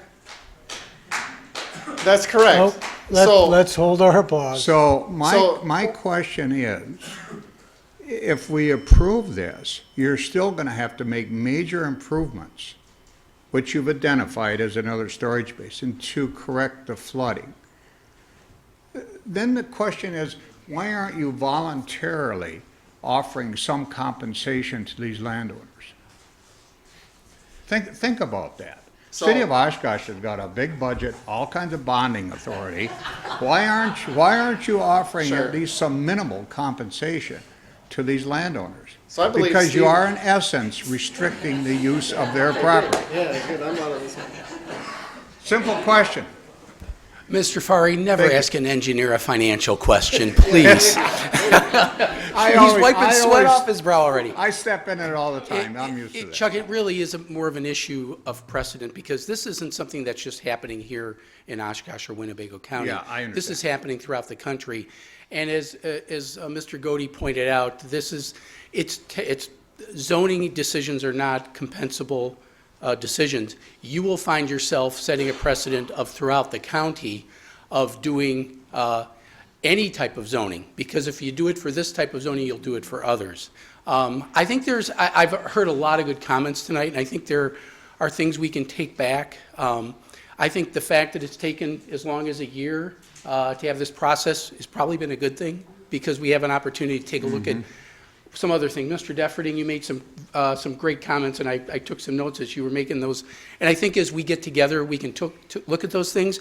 Long way of saying that's really not the right answer, because that would set a very expensive precedent, not just for the city of Oshkosh, for anybody down the road that would want to do this type of zoning, because we're the first in the county to be doing this but we're not going to be the last, and we're not going to be the last in the state. And I would suspect that a lot of my colleagues in other communities, if I were to say yes to your question, would say, would use some inappropriate words and say, what did you do? I don't think it's a precedent we can set, Chuck, and I appreciate just, you got to ask it. And I expected that answer, but still, you know me, Chuck. Still the issue is, you're asking town residents to commit through their county board to mapping this. And what I'm not hearing, because it's not going to stop your flooding, it's already there. It's like a wetland, it's already being utilized. The question is, then what is the city of Oshkosh going to do to correct the flooding beyond mapping this? Because you're still going to have the flooding. You're not really solving your problem. You're simply mapping it so in perpetuity it's not developed. That's what you're doing. No, we're not. No, I would disagree with that. I think what we're trying to do is recognize that we don't want to exacerbate any more issues. The map showed flood storage areas. The focus has been on 7 property owners out in the rural areas. But as Mr. Doty pointed out, there are many flood storage areas within the city that we're going to have to enforce as well. Same rules will apply. And down the road. That's good to hear. So, yeah. So you're not going to enhance your development.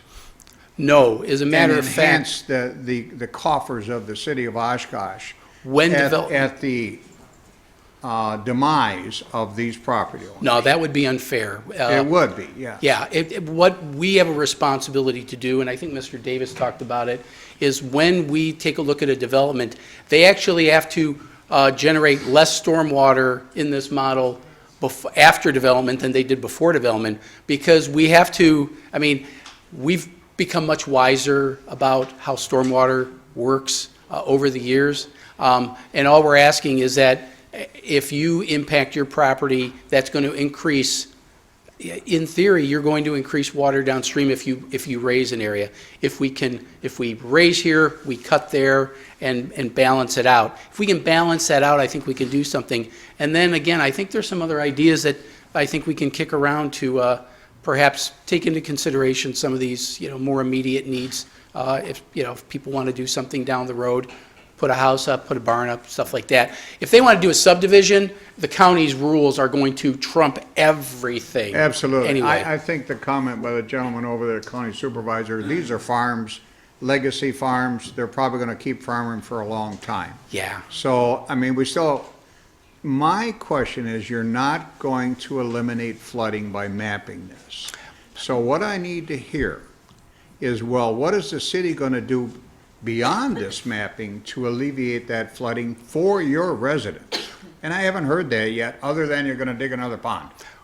Well, that will help. That will help, but we're going to continue to invest. We have a 35-year plan for the city. I got to say 25-year because it was 35 years when I started here 10 years ago. So now we're down to 25 years. We have a plan through, I believe, 2045 that identifies improvements that we need to make in Sawyer Creek and every other watershed in the city. The Sawyer Creek is by far the largest in the whole city, so we have many more improvements. But the stormwater management ones are the ones that are really going to help correct some of those issues that we've inherited that we have to correct. Steve, he's shifting over to an engineering answer, so I'm happy to shift over. One thing, we have spent all that money and done those improvements, and as Matthew said, we've lowered that floodplain elevation in the city 6 to 9 inches down at where the hardest area is hit. Does that remove all the properties? No, but it does remove a large number of them. We know we need that other detention basin in Clairville and southwest of Clairville and 20. That will reduce that water flow even more and remove more properties. I can't say with confidence that we're going to get every property out of the floodplain, but we are making vast strides to get a lot of those properties out of the floodplain with those improvements. What the flood storage districts do is they don't increase that flow getting there so that we bounce back up to where we are today. Yes, we're trying to get back, we're trying to prevent that from having that bounce back. We know we've had problems in the past. Stormwater management wasn't understood, it wasn't done. We're trying to correct that problem. We're just trying to keep it from growing worse on us again in the future. Does that help? It does, and I appreciate your upfront answer, sir. Thank you very much. Thank you, Supervisor Fari. Next speaker, Supervisor Binder. I guess I have a question. You know, like the town of Algoma and the town of Nakaima, they keep growing out. I know there's 80 acres for sale right now in Clareville and Kay. It's probably been for sale for the last 12 years. You know, they're trying to sell that to develop it. Well, as they develop, that's just going to create more problems in the city. And we'll have to basically map more land. How do we ever basically keep the problem in check where as the town of Algoma and Nakaima develop these subdivisions, they don't have the 10-acre rule. So they basically get maybe $20,000, $25,000 an acre for that land, but they plot it off as lots. And as they basically have more subdivisions, it creates bigger problems in the city. So I don't know, like this is just be a temporary solution for a long-term problem. That's where the subdivision rules that the county has will kick into place. Because I'm not familiar with them entirely, but they're similar to what the city has. You can't push more water off. They're going to have to compensate for the impact. If they put a lot of impervious surfaces, Supervisor Fari mentioned earlier, once you put impervious surface, you've got to compensate for that by putting storage in to make the flow less so that it doesn't impact us downstream. I think there's a larger awareness now that we all, I mean, we're not just by these political borders that can change. This is about Sawyer Creek, and Sawyer Creek stretches in this wild way, and part of it hits the town of Algoma, Nakaima, Utica, and Amaro. So we've got to address all of those areas, and we have to work together to get that done. So I know that the county has their own rules regarding subdivisions, and they'll address that with each one, but we just can't say, well, we'll wait for the next development to take care of it, because you're just pushing it off literally and figuratively. Thank you, Supervisor Binder. Seeing no other call-ins, we'll go ahead and conclude that presentation. Thank you all very much for the information and presentation tonight. Thank you. Thank you also to the public for being here tonight and for your comments as well. Greatly appreciate that as well. So moving on down to the next presentation, and that is the Highway Department 2020 Capital Improvement Projects presentation. For that, we have our Highway Commissioner, Ray Polonen. Commissioner Polonen, you have the floor.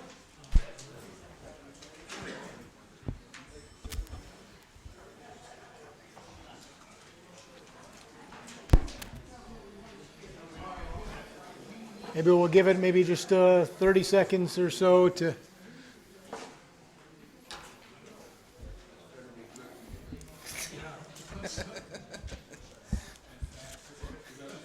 And you all should have a handout on your desk that includes some of these capital improvement plan projects as well. Well, hopefully my presentation can be considered somewhat lighter table fare from the last one. I'll try to keep this brief. I'll go through each project for the 2020 capital improvement plan individually, talk a little bit about each one, and then just open it up for questions. I think that might be the best approach to this in the interest of time. Sounds good. Starting with the first project, planned, I guess just back up a little bit. Overall, we're looking at a total of $8.998 million in improvements for the county, and $5.283 million in bonding, and we'll be getting $3.7 million in state and federal funds and outside funding, which also includes funding from cooperative projects with local communities. So the first project on the list is one that's been there for a while, County Highway A from Indian Point Road to County Highway Double G. Finally get into construction. 2020 is the construction year for that project. So County Highway A will be closed to traffic during construction. It's a project that has state and federal funds and will be managed by the DOT since it does have state and federal funds. We have received $2.8 million in federal funding for this project, so The engineering, like I had mentioned last year, was nearly complete, which is now completed. Right-of-way acquisition is about 98% complete. There's still a couple of properties remaining, but we're ready to move into construction. I believe the state has it in their state bid letting for March. The next project is County Highway Double CB and County Highway Double J roundabout. This project is a cooperative project between Winnebago County and the city of Neenah to construct a roundabout very similar to what you saw constructed last summer at County Highway CB and Oak Ridge Road.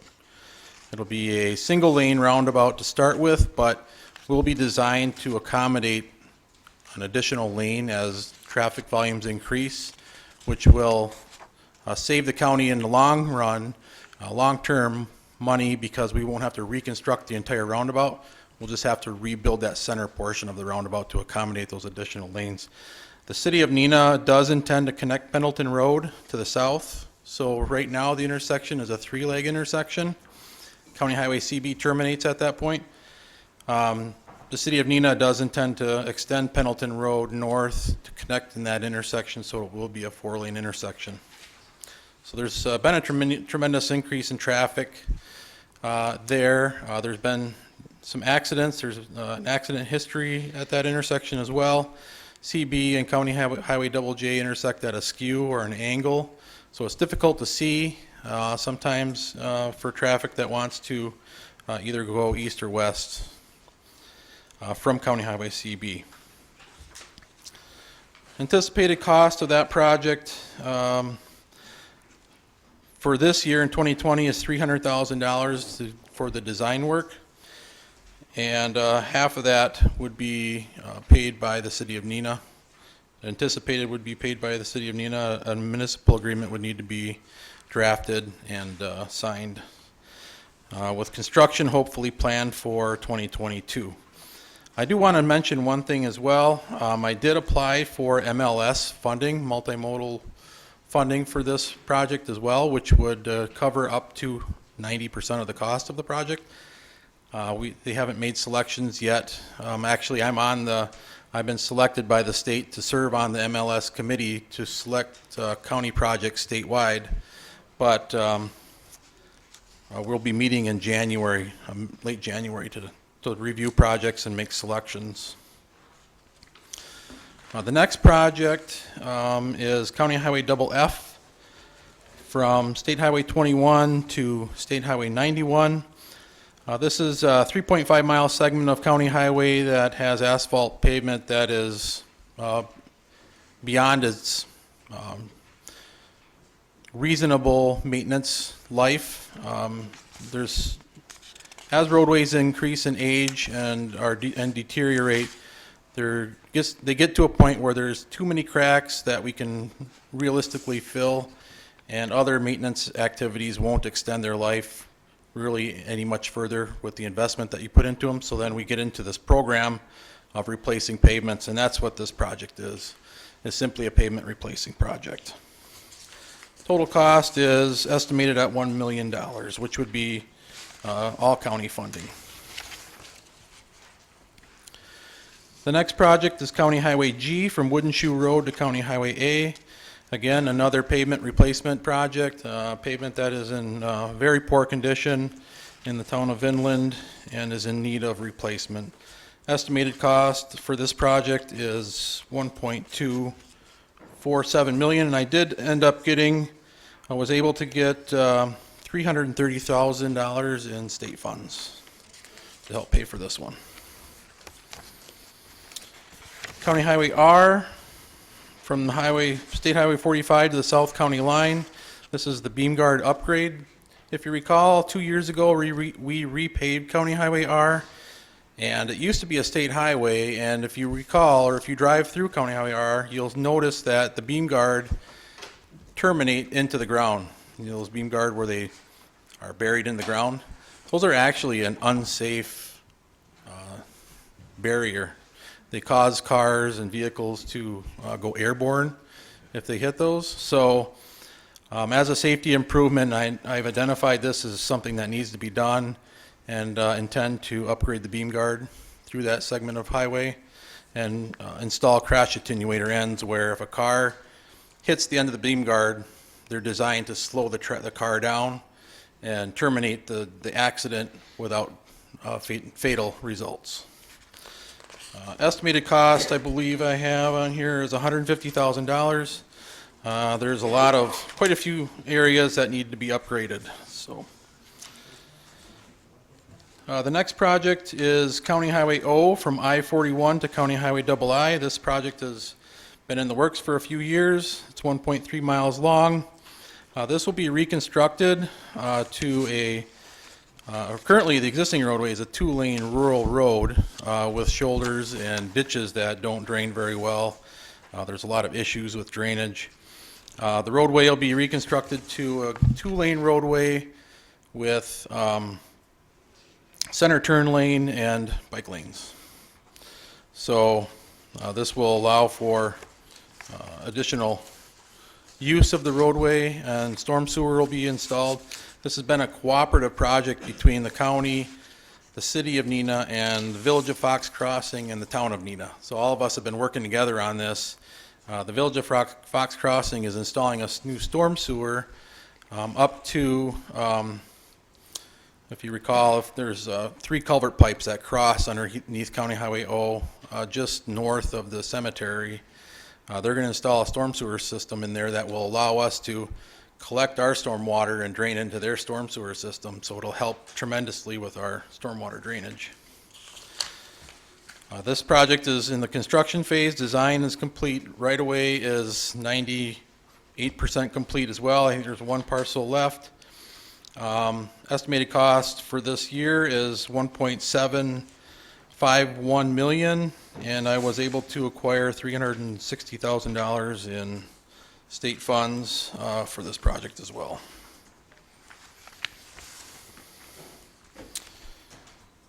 The next project is the County Highway Stormwater Detention Pond. This is somewhat related to the County O project. The town of Neenah is building a stormwater detention pond just on the south side of County Highway O that will allow the county to benefit from. So we would benefit as a county to meet our MS4 requirements by 5%. So what we're doing is we're participating in the cost of this pond through its construction and maintenance at 5%. So we're going to pay 5% of the cost of the pond because that's what we benefit from the construction. This is a project that been working with the town of Neenah for quite some time. So estimated our portion of the cost would be about $100,000.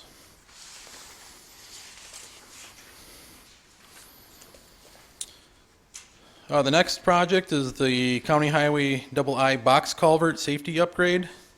I wish Mr. Finch was here because he is the individual that brought this to my attention actually. And on County Highway II, just to the west of Highway 41 near the school, there's a large box culvert that crosses underneath the roadway that was installed years ago when it was a state highway. That box culvert drains to the Fox River, and it currently has a trash guard on the end of it. It's got metal bars on the end to try to prevent people and trash from getting inside that box culvert system. However, what happens is the trash collects on this trash guard and it starts to back up and it floods the neighborhoods.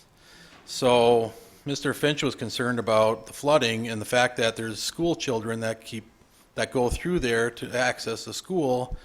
And I met with the village of Fox Crossing. We looked at it, and he had a very valid point. And we have come up with a solution. We're going to work together. The village and the county will work together to construct enclose the end of that box culvert with a concrete structure with grading on the surface or on the top to prevent anyone from getting inside. So it also will allow the structure to operate more effectively or efficiently, and we'll still have access to it to be able to clean it out. So estimating the cost of this to be $100,000. The next project is the County Highway T project, converting Pioneer Road into County Highway T. This is a project that I guess it's been in the pipeline for quite a few years. If you look at your mapping that, by the way, Vicki had provided all of you with in the project descriptions, Pioneer Road is essentially an extension of County Highway T up by Larson. And Pioneer Road is essentially used as a county highway. It's a town road, but traffic uses it as a county highway. And when I first came to the county, I identified this right away that, this really should be a county highway, to find out that this has been something that's been going on for a long time and without any real resolution. But working with the township, we have reached an agreement, and we're looking at taking over that portion of town road and converting it into a county highway, and then we'll essentially be giving them the portion of County Highway T that goes through Larson. The town will take that over. So we would be reconstructing that portion of highway or roadway into county standards. So what we have planned for 2020 is the design portion of it, which is $275,000, and then planning for construction in 2022. The next project I have is the County Highway Y project from I-41 to T. This project was originally always planned to be done. It was a larger project actually, from 76 all the way to 45. But this portion of the roadway turns out fell in the criteria to be eligible for CDBG funding, which Mark Harris and who am I thinking of? Jerry, identified as a potential project for this funding, which it was. So we'll be using this funding to rehabilitate this segment of roadway, which will involve pulverizing the roadway. There's some vertical curves, some small vertical curves that need to be corrected, and then doing some improvements to the ditches and just some minor, drainage improvements. Cost of this is for the design in 2020 is $75,000, which would be paid 100% by this funding source, and then construction in 2021 of $732,000, which would also be paid by this funding source. And then finally, the last project I have is parking lot paving, maintenance paving for the highway department, phase 1, which is essentially from County Highway Y to our salt shed, replacing the pavement in our parking lot that's failing. There is a phase 2, which would then repave the rest of the parking lot around the building, which then would be done, I believe, next year. Yes. So with that said, that's what I have planned for 2020, and I do hopefully I plan on coming back for the next regular board meeting to request the authorization of the funding. So any questions? Very good. We'll open it up for questions. I see a few call-ins. First, I'll call on Supervisor Binder, followed by Supervisor Buck. When you're reconstructing a road, is that going to be a mill and pave or pulverize and redo it, or how are you going to reconstruct them? Which roadway are you referring to, Steve? You had double F and G. Double F, I believe, let me see.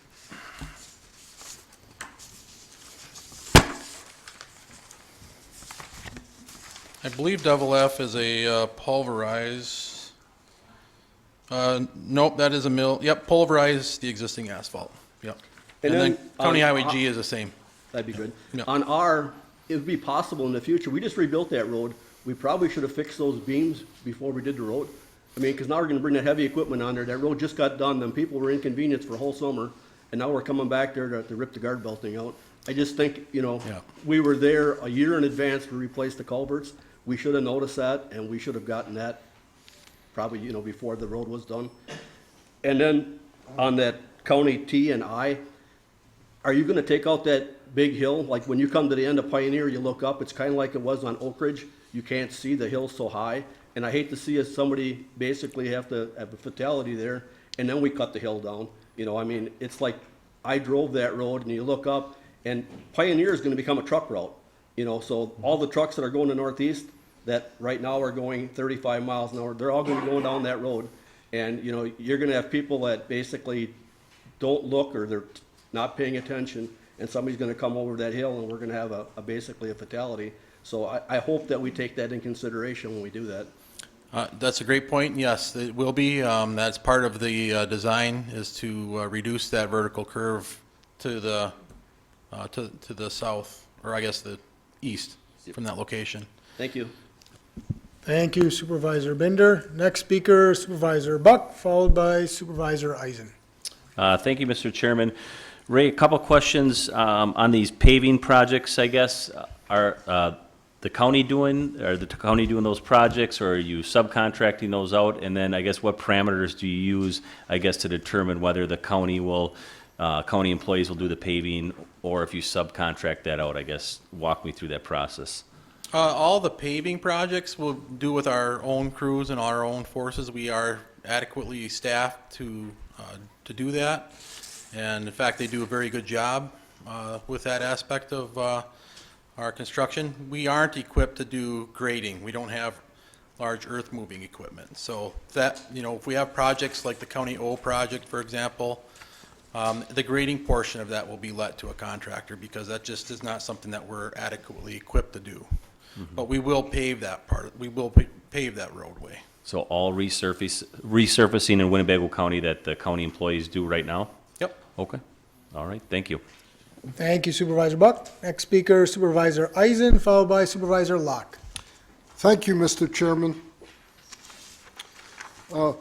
Ray, going to the 2020 budget that was approved, you state 2020 goals and objectives and include the begin the design and engineering of County Trunk P from Midway Road to Oneida Street. And I don't see that on this project descriptions. Is that something that's been pushed off to the next year, or is this something that will be paid out of the general fund? Nope, that's a great catch. It was originally in 2020, but yes, has been pushed off to 2021, and the reason why is I'm happy to report I was able to obtain over $5 million in state and federal funds to reconstruct that highway, but the design can't start until 2021. Thank you. Thank you, Supervisor Eisen. Next speaker, Supervisor Locke, followed by Supervisor Spellman. On that County A, that's the only way I take to get here. How do I go? Except by the road, by the water. Where are you originating from, I guess? Appleton. From Appleton? Oh, I would try to use 41 to come south if you can.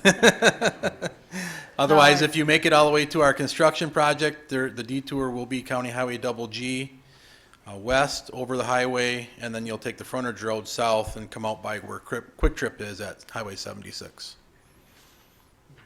Thank you. It'll be marked so you can follow the detour. Okay, thank you. Mm-hmm. Thank you, Supervisor Locke. Next speaker, Supervisor Spellman. Thank you, Mr. Chairman. My question was about County Highway G. You said it will be pulverized, but does that mean it'll be widened at all? No, it's Okay. just strictly a pavement replacement. So pulverizing means we have a contractor come in with a service come in, and it's a machine that grinds all the asphalt up and blends it with the aggregate that's below. Okay. So we essentially recycle the existing asphalt and turn it into road base. Okay. Have there been any safety concerns on G? I know I've had a couple concerned constituents saying, hey, are there plans to widen it at all? Well, with all of our highways, traffic increases as the further you get to the east, closer to the lake and the developed areas. There aren't any plans in the short term to reconstruct County Highway G, but I think at some point down the road, we will have to look at that, maybe 10 or 15 years out. Thanks. Thank you, Supervisor Spellman. Seeing no other call-ins, that'll conclude our presentation. Thank you very much, Commissioner Polonin. Appreciate it very much. Thanks for being here. All right. We have two more presentations, both from the Parks Department, and for that we have Director Way here. First one is the Expo East Campus Stormwater Drainage, Camping, and Road Infrastructure Improvements, followed by the front-end loader replacement.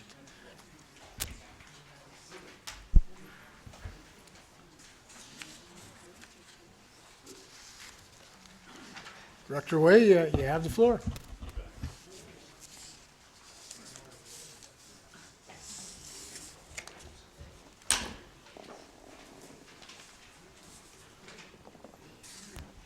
Good evening. Just what you need, another stormwater drainage problem.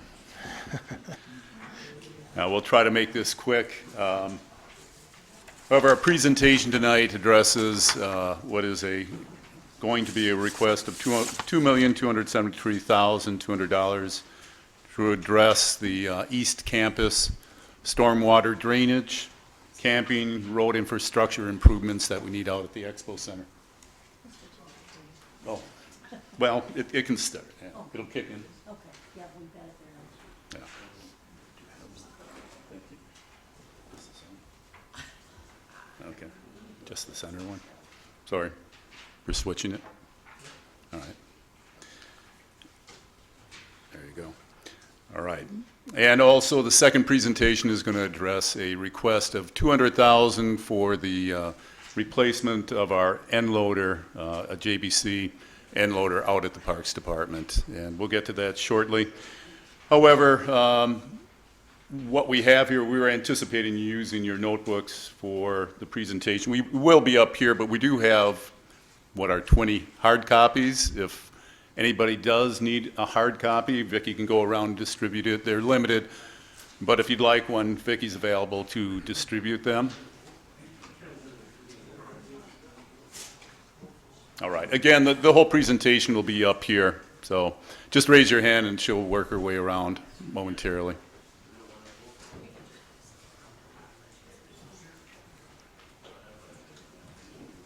All right. To get started here, I'm going to first start out with giving you a little bit of a history on the Expo Center, keep it real brief, and talk about what is amounted to some of these shortcomings early in the history of the development of the Expo Center on the county-wide site.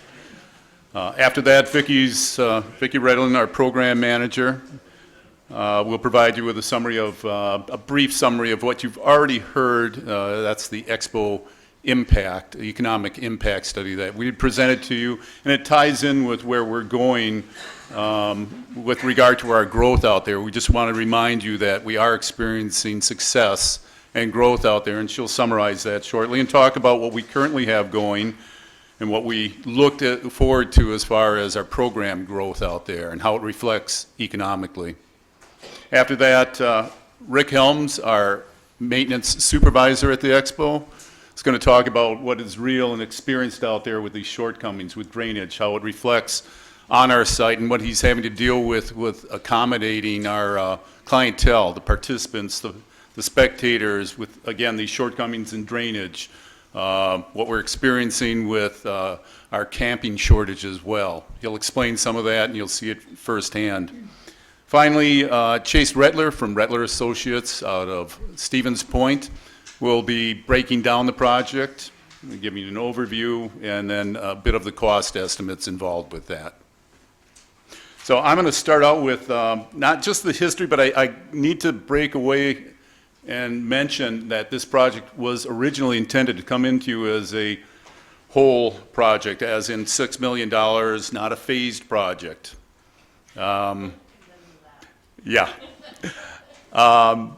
As things would have it, with the introduction of the airport terminal, it necessitated, due to the math involved with that and the bonding and so forth, that we break that down into two phases.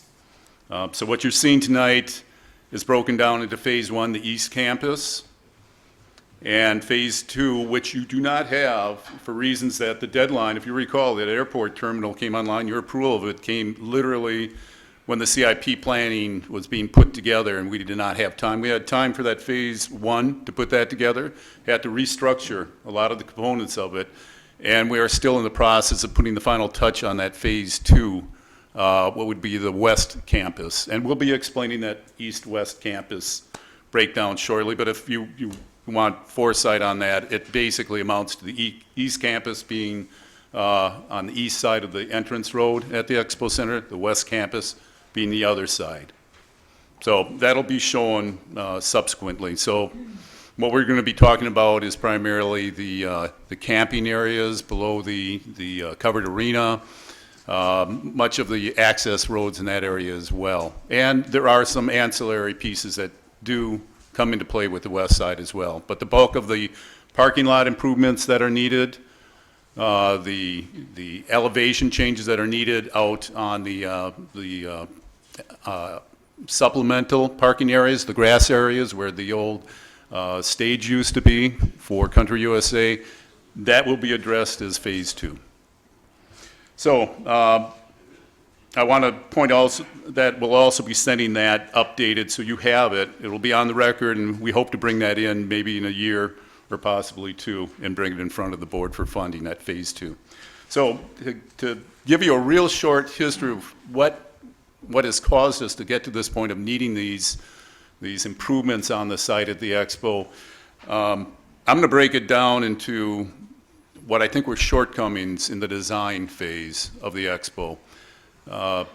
If anyone here recalls, the Expo was built in some phases, some of the buildings, but there was a core that was built, the Expo building, and then eventually the south wing was added on.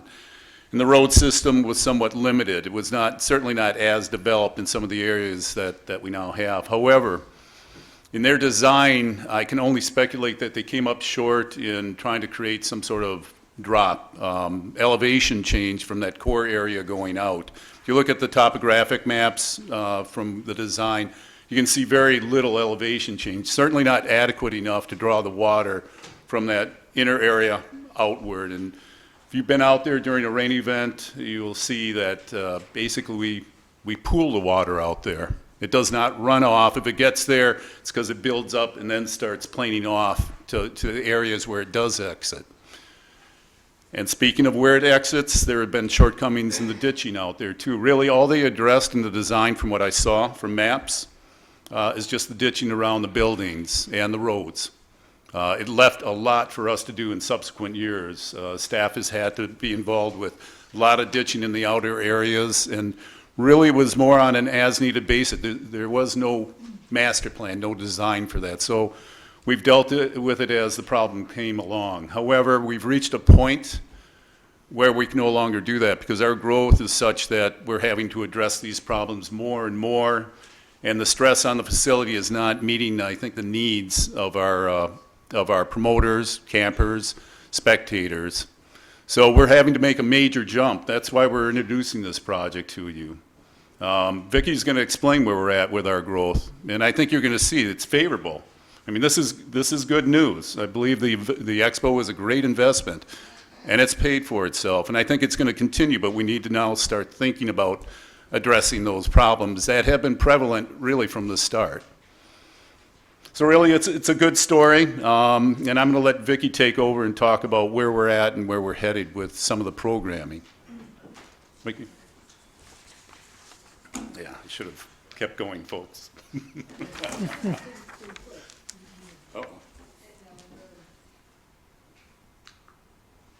Is it the center one, right? Okay, well, they're figuring that out. I'll keep talking. Okay, I have some really cool pictures of, what? Right-hand side? Okay. Some really cool pictures of the old grounds. If you remember, there's one back there in there from the 1800s when it was destroyed by a tornado. So I just wanted to show that we've come a long way. And this is where we are today. All of these pictures are basically single events. Some of them are the same event that are happening at 2 different years, but this is just a small sample of all of the things that go on there. It's a very diverse amount of events, and if you want to see pictures, go to our Facebook page. We've got a ton. Our slogan is "Picture Yourself in Winnebago County Parks and Sunnyview Expo Center," so we do a lot of pictures. This is what the grounds looks like right now. Basically, what you're looking at is the main drag as you're coming in. To the right is where we're going to be talking about what we're looking at as the livestock facility. We're calling that the East Campus. So, we did have an economic impact study that, if you remember 2 months ago, I think it was, Trish was here from East Central, and she went over all the numbers. We took it over the course of a year. There is a link to that study on this slide here. If you extrapolate out from what those numbers were, we had a really good sample. If you're familiar with the way surveys are done, there are so many out there that it's hard to get a good sample. We did get a very good sample. And if you look at those numbers, and our conservative estimate is about 200,000 people that come onto the grounds per year, then that's very conservative, because there are so many events that don't take attendance, so we just have to guess. But when you look at that and you take it and you take the numbers from what we had in our study and you do the math, we bring in a lot of money to the north end. A lot of our events are spreading up into the Neenah-Menasha area. We also have a significant reach going out to the west because we're that big. But we do have a ways to go. We have some really big events coming in, and that's a great problem to have, where you need to accommodate something that's going to bring in what the CVB is telling us for the PGI event, $5 million in economic impact. We've got some horse shows. I just talked to another one today, another four-day horse show wants to come in. So we're growing. The horse shows themselves are getting bigger. They want to expand. We need more camping. We need more hard surface, basically, so we don't float away. But there are a lot of things going on, and this year we've seen significant growth in requests for events. In the 20 years I've been here, we started out with around 24 events, and now we're up to 203 event days. So it's a busy place, and we do have some things that we need to look at. And so I will turn it over to Rick, and he can tell you what's the current issues are.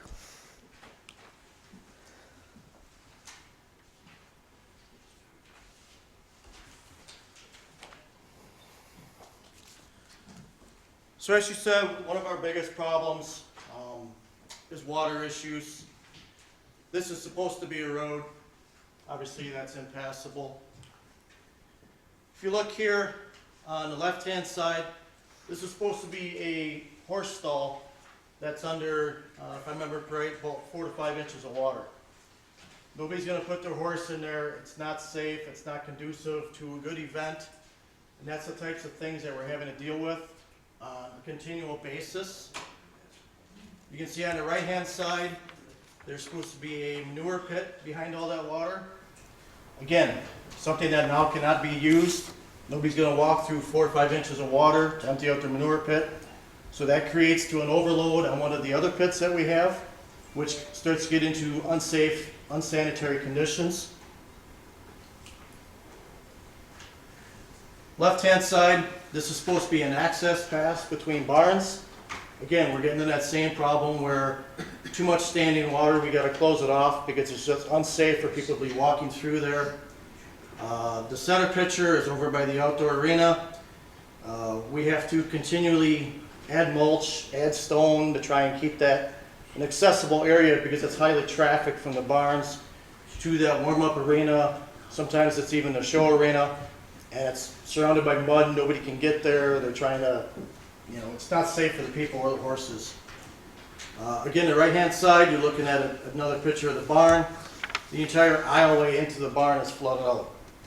Those couple stalls on the end, there's a lot of revenue that horse promoter has to take offline that was planned for it.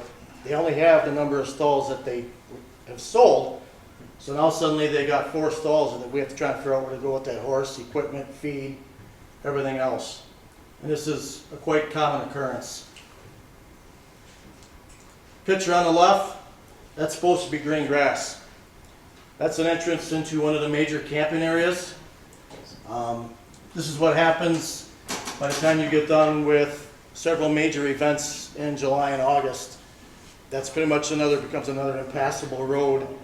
You can't even walk through that safely. We have to again shut it down, have people drive through other areas. It just becomes a big headache and a safety value. Safety, center picture, we have a transformer that's underwater. Really not anything anybody wants to get anywhere near. They're worried about their horses in the barn. Is my horse going to get electrocuted? These are the phone calls I get at night, on the weekends. You know, these are people's concerns. And when they're spending a lot of money to be here, they're bringing a lot of money in the economy. It's a valid concern, no doubt about it. Right-hand picture, that's over by the covered arena. That's the end of the parking lot. And typically what happens is where that van is parked, that becomes parking or camping for different events. It's just not big enough. So people just drive into the grass. And that's actually a decent picture. There's only a little bit of ground grass there. Most of the time, half of that's dead as well. Gets reseeded every single spring. By fall, it looks like the picture on the left again. And then the next year I start over. The picture on the left, this is out in just to the immediate left of the main entrance of the Expo Center as you pull in.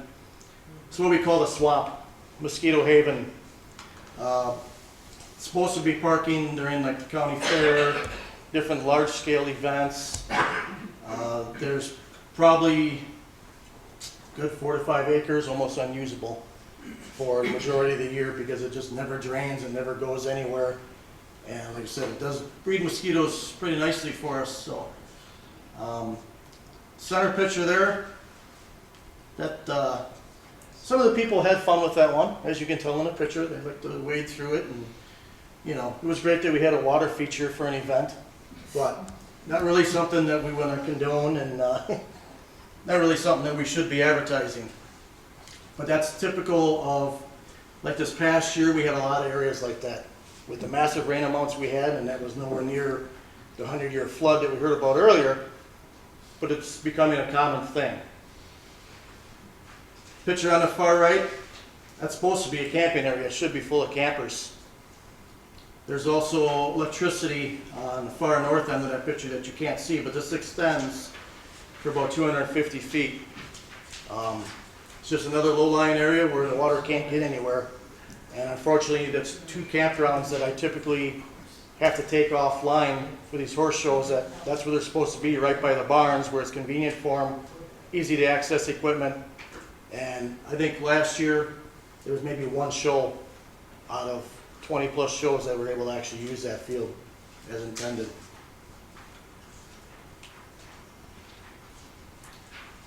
This here, we get into some of the roads where the road surface can't even handle the water. It's not even making its way to the ditch. The center picture there, that is actually inside the Expo building.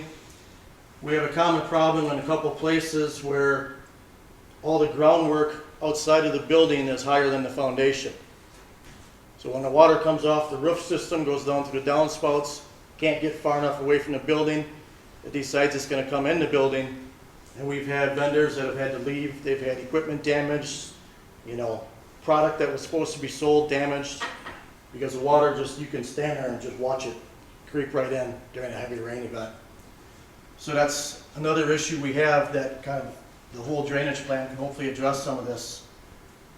Again, right-hand side, the event had a big tent up there. Everyone had to go swimming before they could get into the tent. Again, not very fun. I think the next one, this one goes back into Rob, talk about the park side.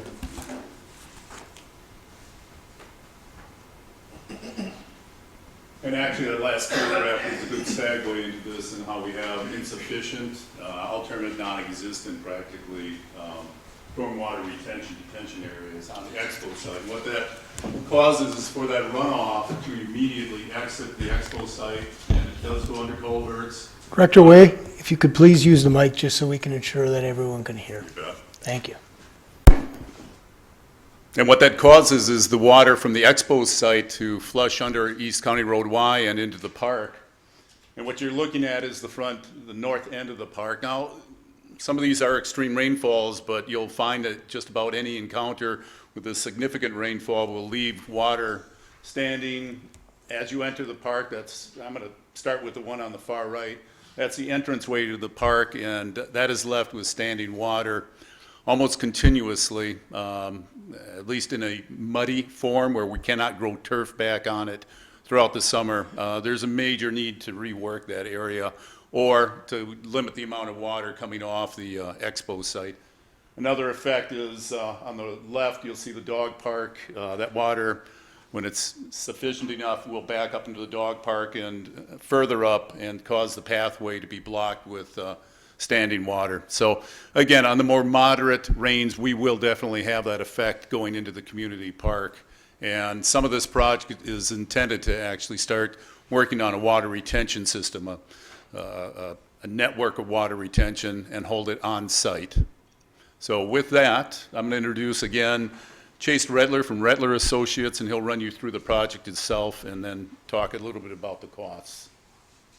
Thank you, Rob. Yep. Let's try this again. So a little background on myself, as Rob mentioned, my name is Chase Redler. I'm a licensed civil engineer with Redler Corporation out of Stevens Point. We've been working with Rob and Vicki and Rick now for, feels like about a year, maybe over a year, on looking at a comprehensive master plan for the expo site. So that's currently in progress, but really what I want to go through tonight with you is focusing on what we're proposing for a phase one improvement to the park. And really what we're looking to do with this phase one improvement is as cost effectively as possible, add areas, surface area for individuals or organizations to be able to park campers, vehicles, whatever you need during an event in order to serve the park as a whole, while at the same time mitigating some of these stormwater issues that we're seeing. So as Rob mentioned, phase one focuses more on the eastern part of the site, which is, as Rob mentioned, east of the main drive entrance here. As part of that, we're proposing to construct 3 new or expanded gravel parking areas. Those would be able to be used for regular vehicle parking, but they will also be equipped with electrical service around the outside. So during large events or weekend events, individuals with campers will be able to use those spaces to go along with those parking areas.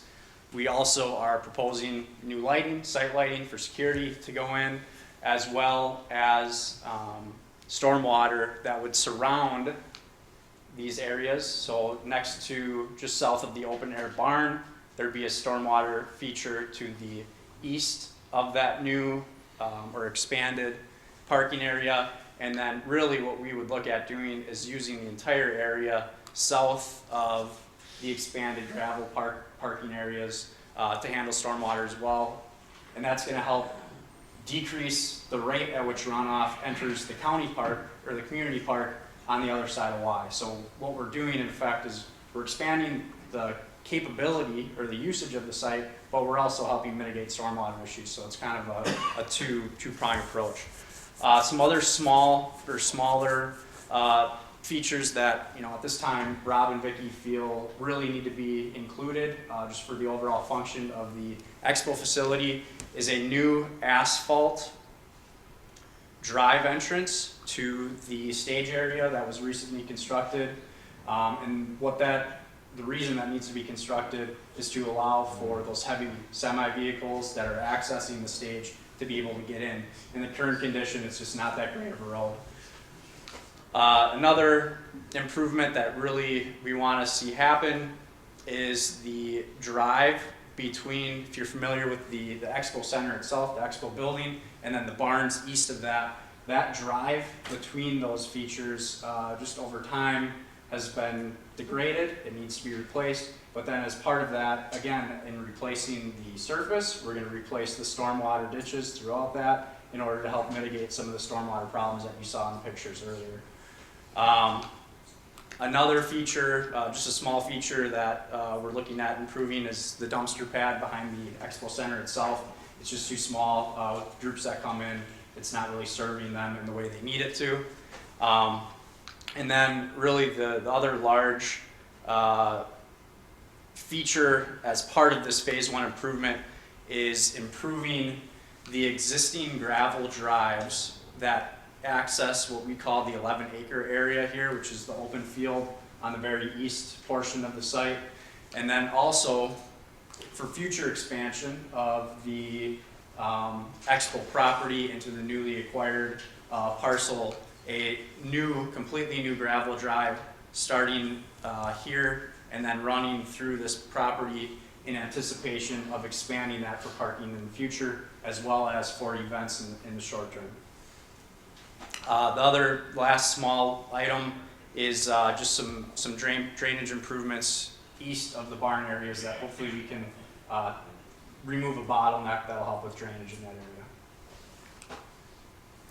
area. In terms of the budget for this project, this phase 1 project, the overall budget, including soft costs, engineering permits, and a 10% contingency, is roughly $2.3 million, or $2.273 million.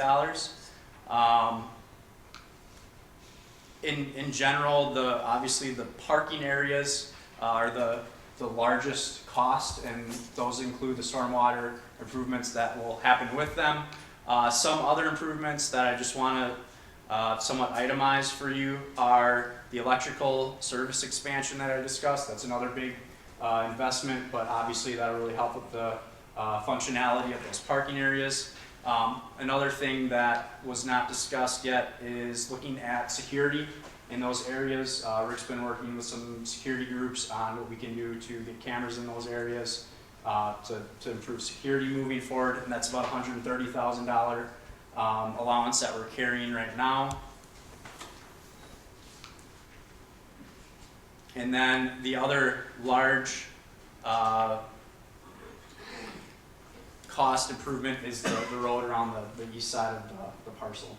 Does anybody want to discuss specific values on anything? I didn't get too deep into that, but you'll have that information in front of you.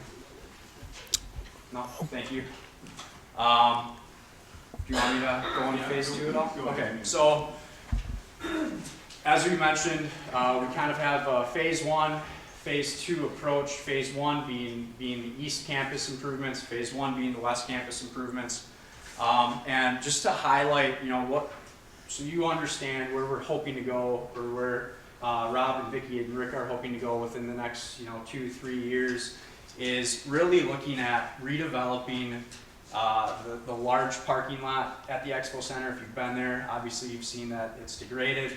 The drainage around that area is very poor, to put lightly.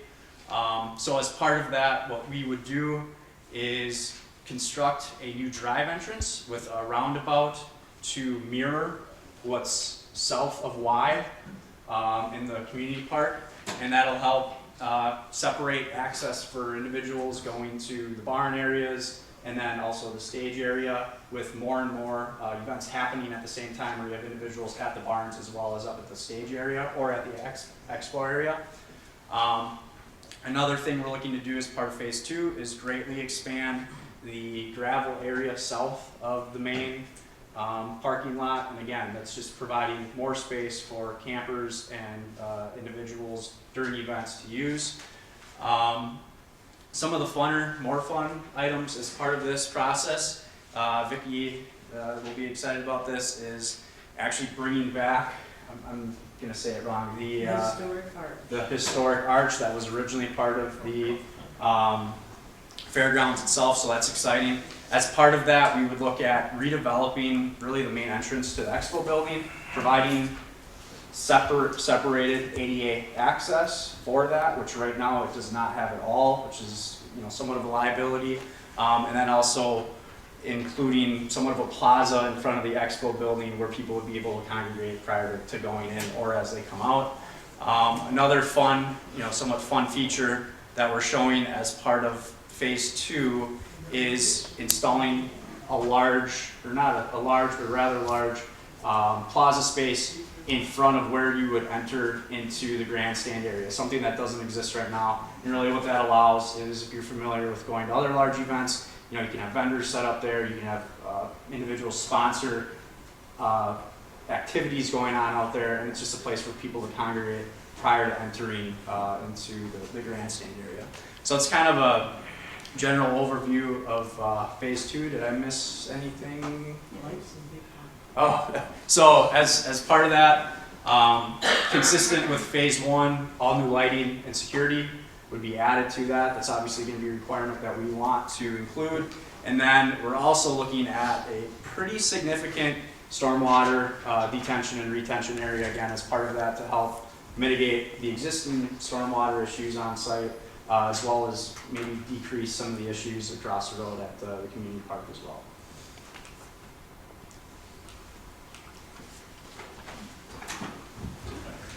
Thank you, Jason. So one other thing I'd mention that goes along with what Rick's portion of this presentation was about, that along with our increased demand, the amount of programming, the amount and size of that programming, spectators, participants, we're also facing, and why we're hitting the camping area so hard is those rigs that are out there have increased significantly in size. If you go out there on just about any weekend when there is a horse show, you're going to see the fancy rigs, the ones the 50-footer longer, it seems. And certainly their trailers have increased, and even their entourage, the accompanying support people that they put out on site. So our parking lots are inadequate to hold that, certainly the surface and the size of those new rigs. And it's conflicting, having to put those over on our big parking lot now that we're doing dual programming more and more.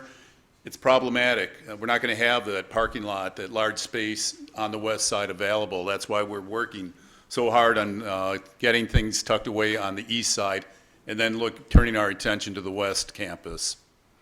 So again, I want to point out this is a good story. This is a success story, but if you're looking at 30 years of status of an expo center the way it has been, you can understand that just like any facility, it is in need of upgrades and addressing the new needs that have come into play with its development. So with that, I would open it up to questions that the board would have. Very good, thank you. We'll open up for questions. I see a number of call-ins. So first was Supervisor Wingren, followed by Supervisor Fari. Thank you, Mr. Chairman. We seem to have a theme tonight, water. This is interesting, but I hope this is not going to be a rush to judgment. We're not voting on this next month, are we? I hope not. No, this month, no. We're looking to begin the project, I'm sorry, to introduce the project for funding in February. Because I'd like to see what this land looks like in the summer, because there's some of these pictures with the flooding, it looks like that was taken in the wet of spring, not necessarily when it's being used a lot in the summer. Mm-hmm. One of the things that concerns me, you have a title here, some areas are completely unusable, yet we keep buying more land, and that which we have is not usable? Why? Then you have a picture here of, you have to step in the water going between a barn and another barn. You have about a load of gravel, some sand. I mean, needs versus wants just stick out like a sore thumb here. Solution, provide additional roadway and walkway paving in the park. And you wonder why you got water. We just heard all about this paving over stuff causes floods. Now you want to pave over more stuff in a park? You got to have more roadways and walkway paving so people can park their car and have a nice paved sidewalk to get to where they're going to exercise? I mean, I'd like to have those kinds of questions and concerns answered as I go out and look at this myself. Hopefully, there's not, again, a rush to judgment. Thank you. Thank you, Supervisor Wingert. Next speaker, Supervisor Fari, followed by Supervisor Shorsey. Thank you, Mr. Chairman. I assume my question relates to Phase 1, and I'll ask it of the engineer, if I might. You detailed in your plan stormwater retention ponds. You indicated you're going to do improved ditching, I assume, to those ponds. And then the other thing I'll kind of leave for the last part of my question. You did not describe in detail the detention ponds. How big, how many gallons they're going to hold, how deep? Can you address that? So obviously, at this point, we've gone through the master plan process. Yeah. We've run rough calculations to look at the fact that what we're showing as those blue areas can handle the stormwater from the proposed additional impervious, but we haven't gotten into what I would call construction level or permit level documents at this point.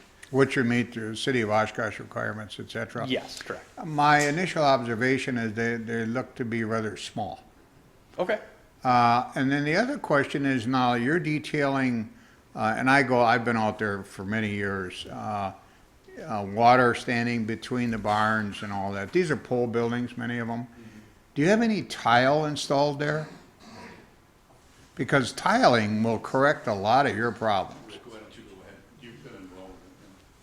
There's, I think it's the north side of all 4 barns. There are French drain tiles.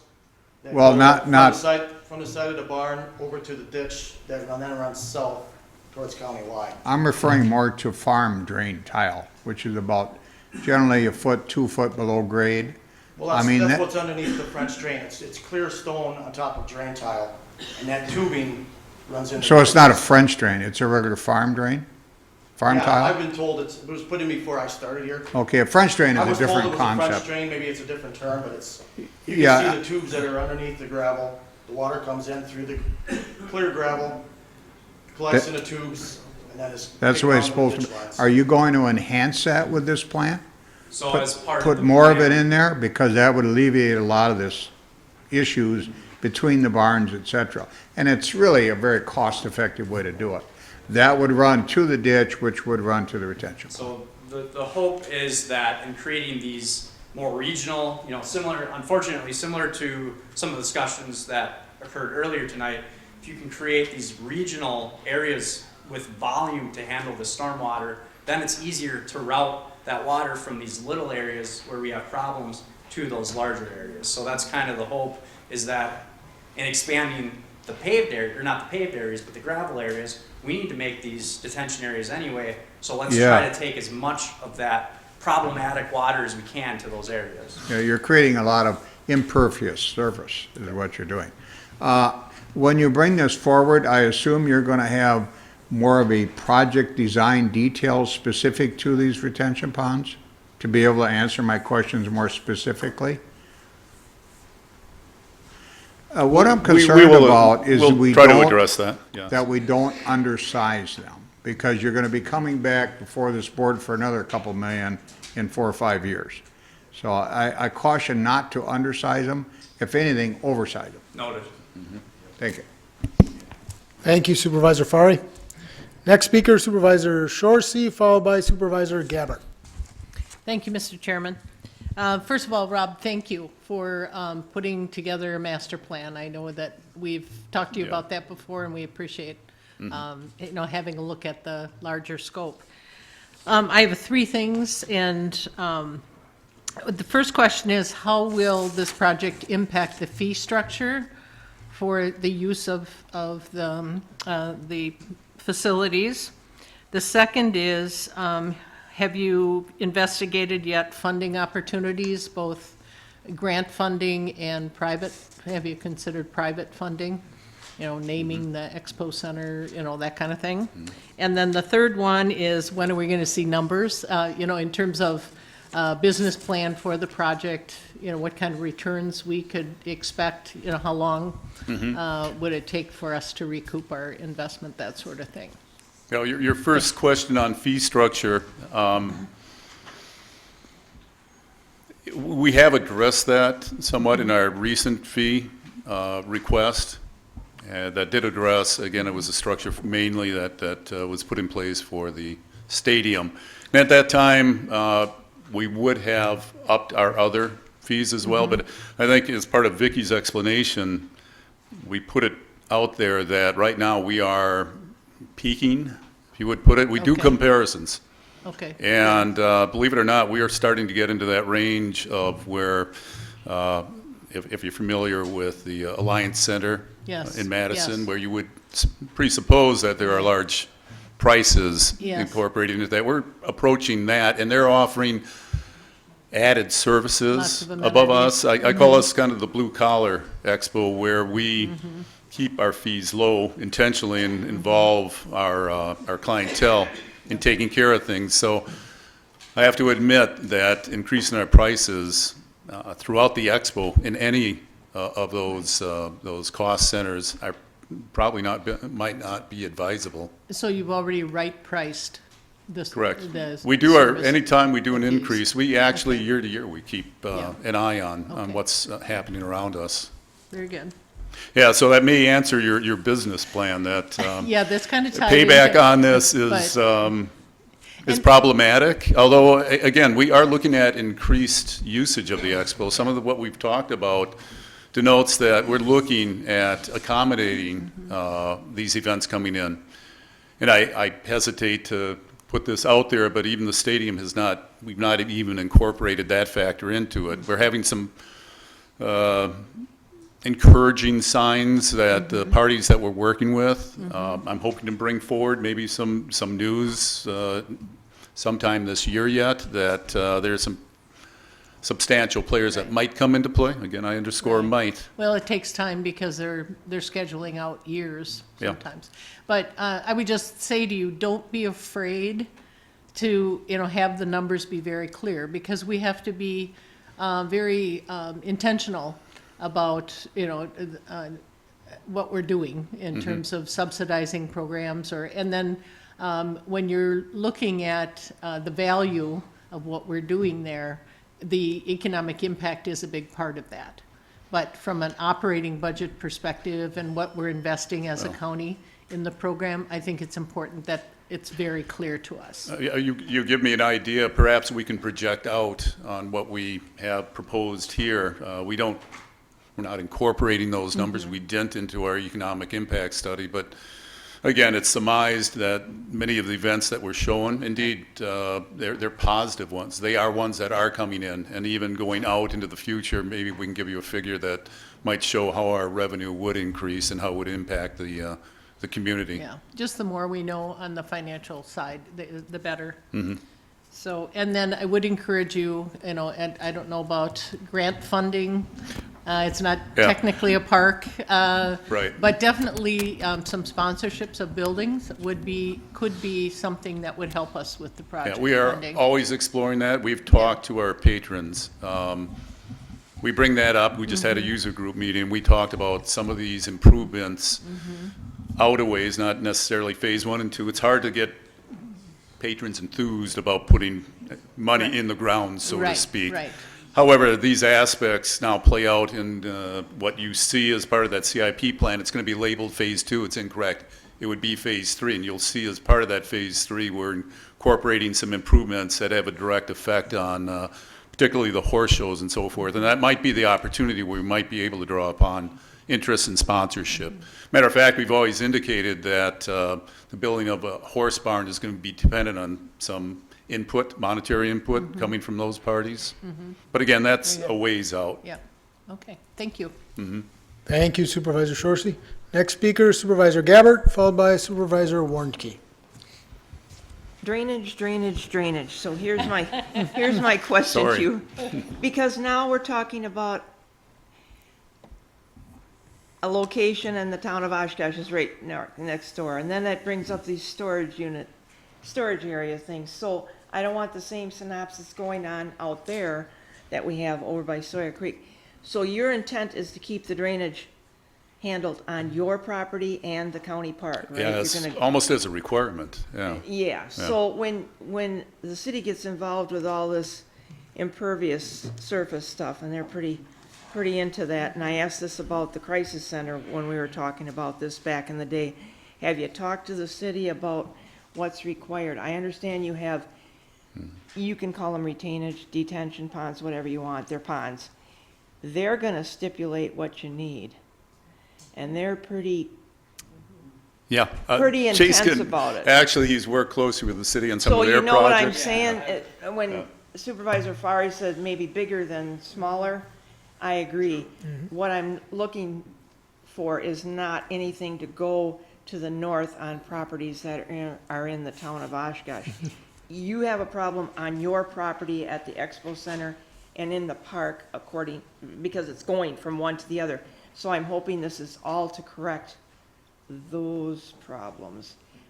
But I know you've worked with the city, but they are sticklers about all that stuff. Yep, so 3 years ago, we worked through a somewhat similar process at Community Park, just to the south, working with the city to come up with a solution that worked for the county as well as the city. It's a discussion that needs to take place And and they're be worked really through. into impervious surfaces, so if you're adding something, yeah, Yep. yeah, you know what I'm talking about. And the other part of that is, yeah, ultimately, we use our site, your site, to improve your stormwater issues so that your neighbors downstream aren't impacted negatively. That's a really Perfect. simple way of looking at it. Perfect, thank you. Thank you Supervisor Gabbard. Next speaker is Supervisor Warnke. You know, in the last couple of years, the Parks Committee has come back and gotten an awful lot of money for improvements. And now, you know, you took away the racetrack, which I've always believed we should have kept. We stuck $1.5 million in it, and there were a lot of people who loved going there. But you were bent on getting rid of it, and you got rid of it. And then all of a sudden, you come out and you buy 2 more pieces of property. And even the money that we paid for those pieces of property, it's okay, but the whole point is, now you're coming in and asking for millions of dollars, and it just keeps going. And then you kept you kept telling us that this stage that is going to be built, we're going to have all these national music acts and everything out there. How many do you have scheduled for next summer? As far as entertainment in the stadium? For the new stage? Oh, for the stage. We're trying to work with the fair on getting things programmed. As I mentioned. We've been hearing that same thing now for quite a while, Rob, where Yeah. you're saying that you're working on it. Well, when are we going to see something happen? Right. I'm optimistic. We're currently working with a party, I can't go into detail, that shows very favorable signs, some real signs that they may even be able to program something substantial in the stadium yet this summer. And again, I'm qualifying this as a maybe. We're talking at this point. That's all But it's I a hear real is you're talk. talking. You're here, when are Yeah. we going to see some action? Well, it's dependent on this relationship and the partnership that shows real good signs of growing. And I look forward to possibly bringing that into you, perhaps not next month or the month after, but I think there's good chance you're going to see results, that we will have somebody on board that does plan on utilizing that stadium, perhaps even more than we anticipated, as far as our talks are going. Thank you Supervisor Warnke. Next speaker is Supervisor Binder. I guess I kind of look at the stage kind of like the industrial park we have by the airport. I think the industrial park's a good investment, and it's going to take a while to get some tenants. It takes a while to get the stage up and running. I think once we get some people using the stage, it will be a good investment. But it takes time, just like the airport. We have nothing in the industrial park. We're building a taxiway to nowhere. But if that's what it takes to get somebody there, that's what we got to do. And we have to give Rob the time to find somebody to use the stage, and eventually we will. I'll add that there is real interest. Again, a marketing program takes time. We're putting our name out there in some of the national magazines and so forth, getting it online, getting it out to parties that would be interested. Again, this all takes time. We're hitting it, again, at a point where some of these parties are starting to show their interest in actually doing visits to see what we have here. So that has to come to fruition. It does take time. Thank you, Supervisor Bender. Seeing no other call-ins, we'll go ahead and close the Expo Center presentation. We got one more, and that's in regards to the front end loader replacement. So we'll continue with the parks. Dr. White, thank all of you for your presentation information there as well.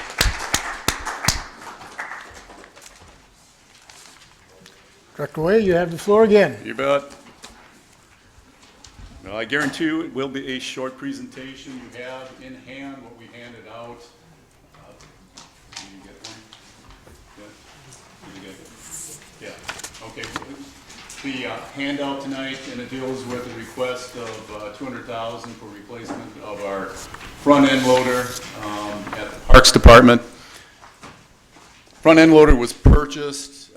It's a model 2005 model. It was purchased by the Park Department, used in 2010, making it approximately close to 20 years old. We've utilized that piece of equipment in order to empty our impoundment, if you would, at the Expo Center. It was explained, actually shown on a picture up there. It's used extensively for emptying out the impoundment of the shavings, the manure, and so forth for these horse shows. So you can well imagine that it's used almost every week during the summer, extensively during and after, during cleanup of these horse shows. It's also used on that site for some of the excavation that takes place, whether it be moving of large piles of gravel. We do dig out some of our burns with and so forth and address issues with that. However, we found a new use for it, that we have a building need for what are called Jersey barriers. Those are those big cement barriers that you see out on the highways. And we use the large ones, and this is a piece of equipment that we need in that size in order to move those Jersey barriers around, whether it be for programs or our own use. So its primary use is over at the Expo, however, that sheds off into the winter months, in which it is again used extensively for snow plowing with the pusher attachment at the Expo. And I find that our crew really likes that piece of equipment. Also, we're starting to utilize it over in the park for what plowing we do there, as well as at the Cosmo Center. So we're looking at replacing that piece of equipment because it's starting to put a dent in our maintenance budget. The cost of it is increasing for maintaining it. Some of the hydraulics are starting to be let go. As a matter of fact, we just had a recent one last year in which we have to do a cleanup on it. We're anticipating that more of those hydraulics are going to release as well in the future, unless we do a wholesale repair of that piece of equipment. That's going to be costing into literally the tens of thousands of dollars. I'll also underscore that we have a piece of equipment that has been 20 years old. We have safety concerns, and those revolve around our type of use. You know, I mentioned how we utilize that for a impoundment that is near the covered arena. It also, that impoundment is centered where there's a lot of traffic for the horse shows. Basically, participants go back and forth on either side of that impoundment. The driver has to continuously back up, back and forth, dropping loads into a nearby truck. We do not have a backup camera. The cab itself actually is very limiting on its view.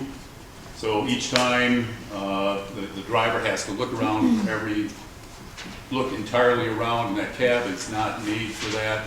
Was not made for that in mind. I believe the new model will have that in mind, as well as a backup camera. So we not only have a maintenance concern, but also a safety concern. We'd like to get it updated so it will improve the safety in that area as well.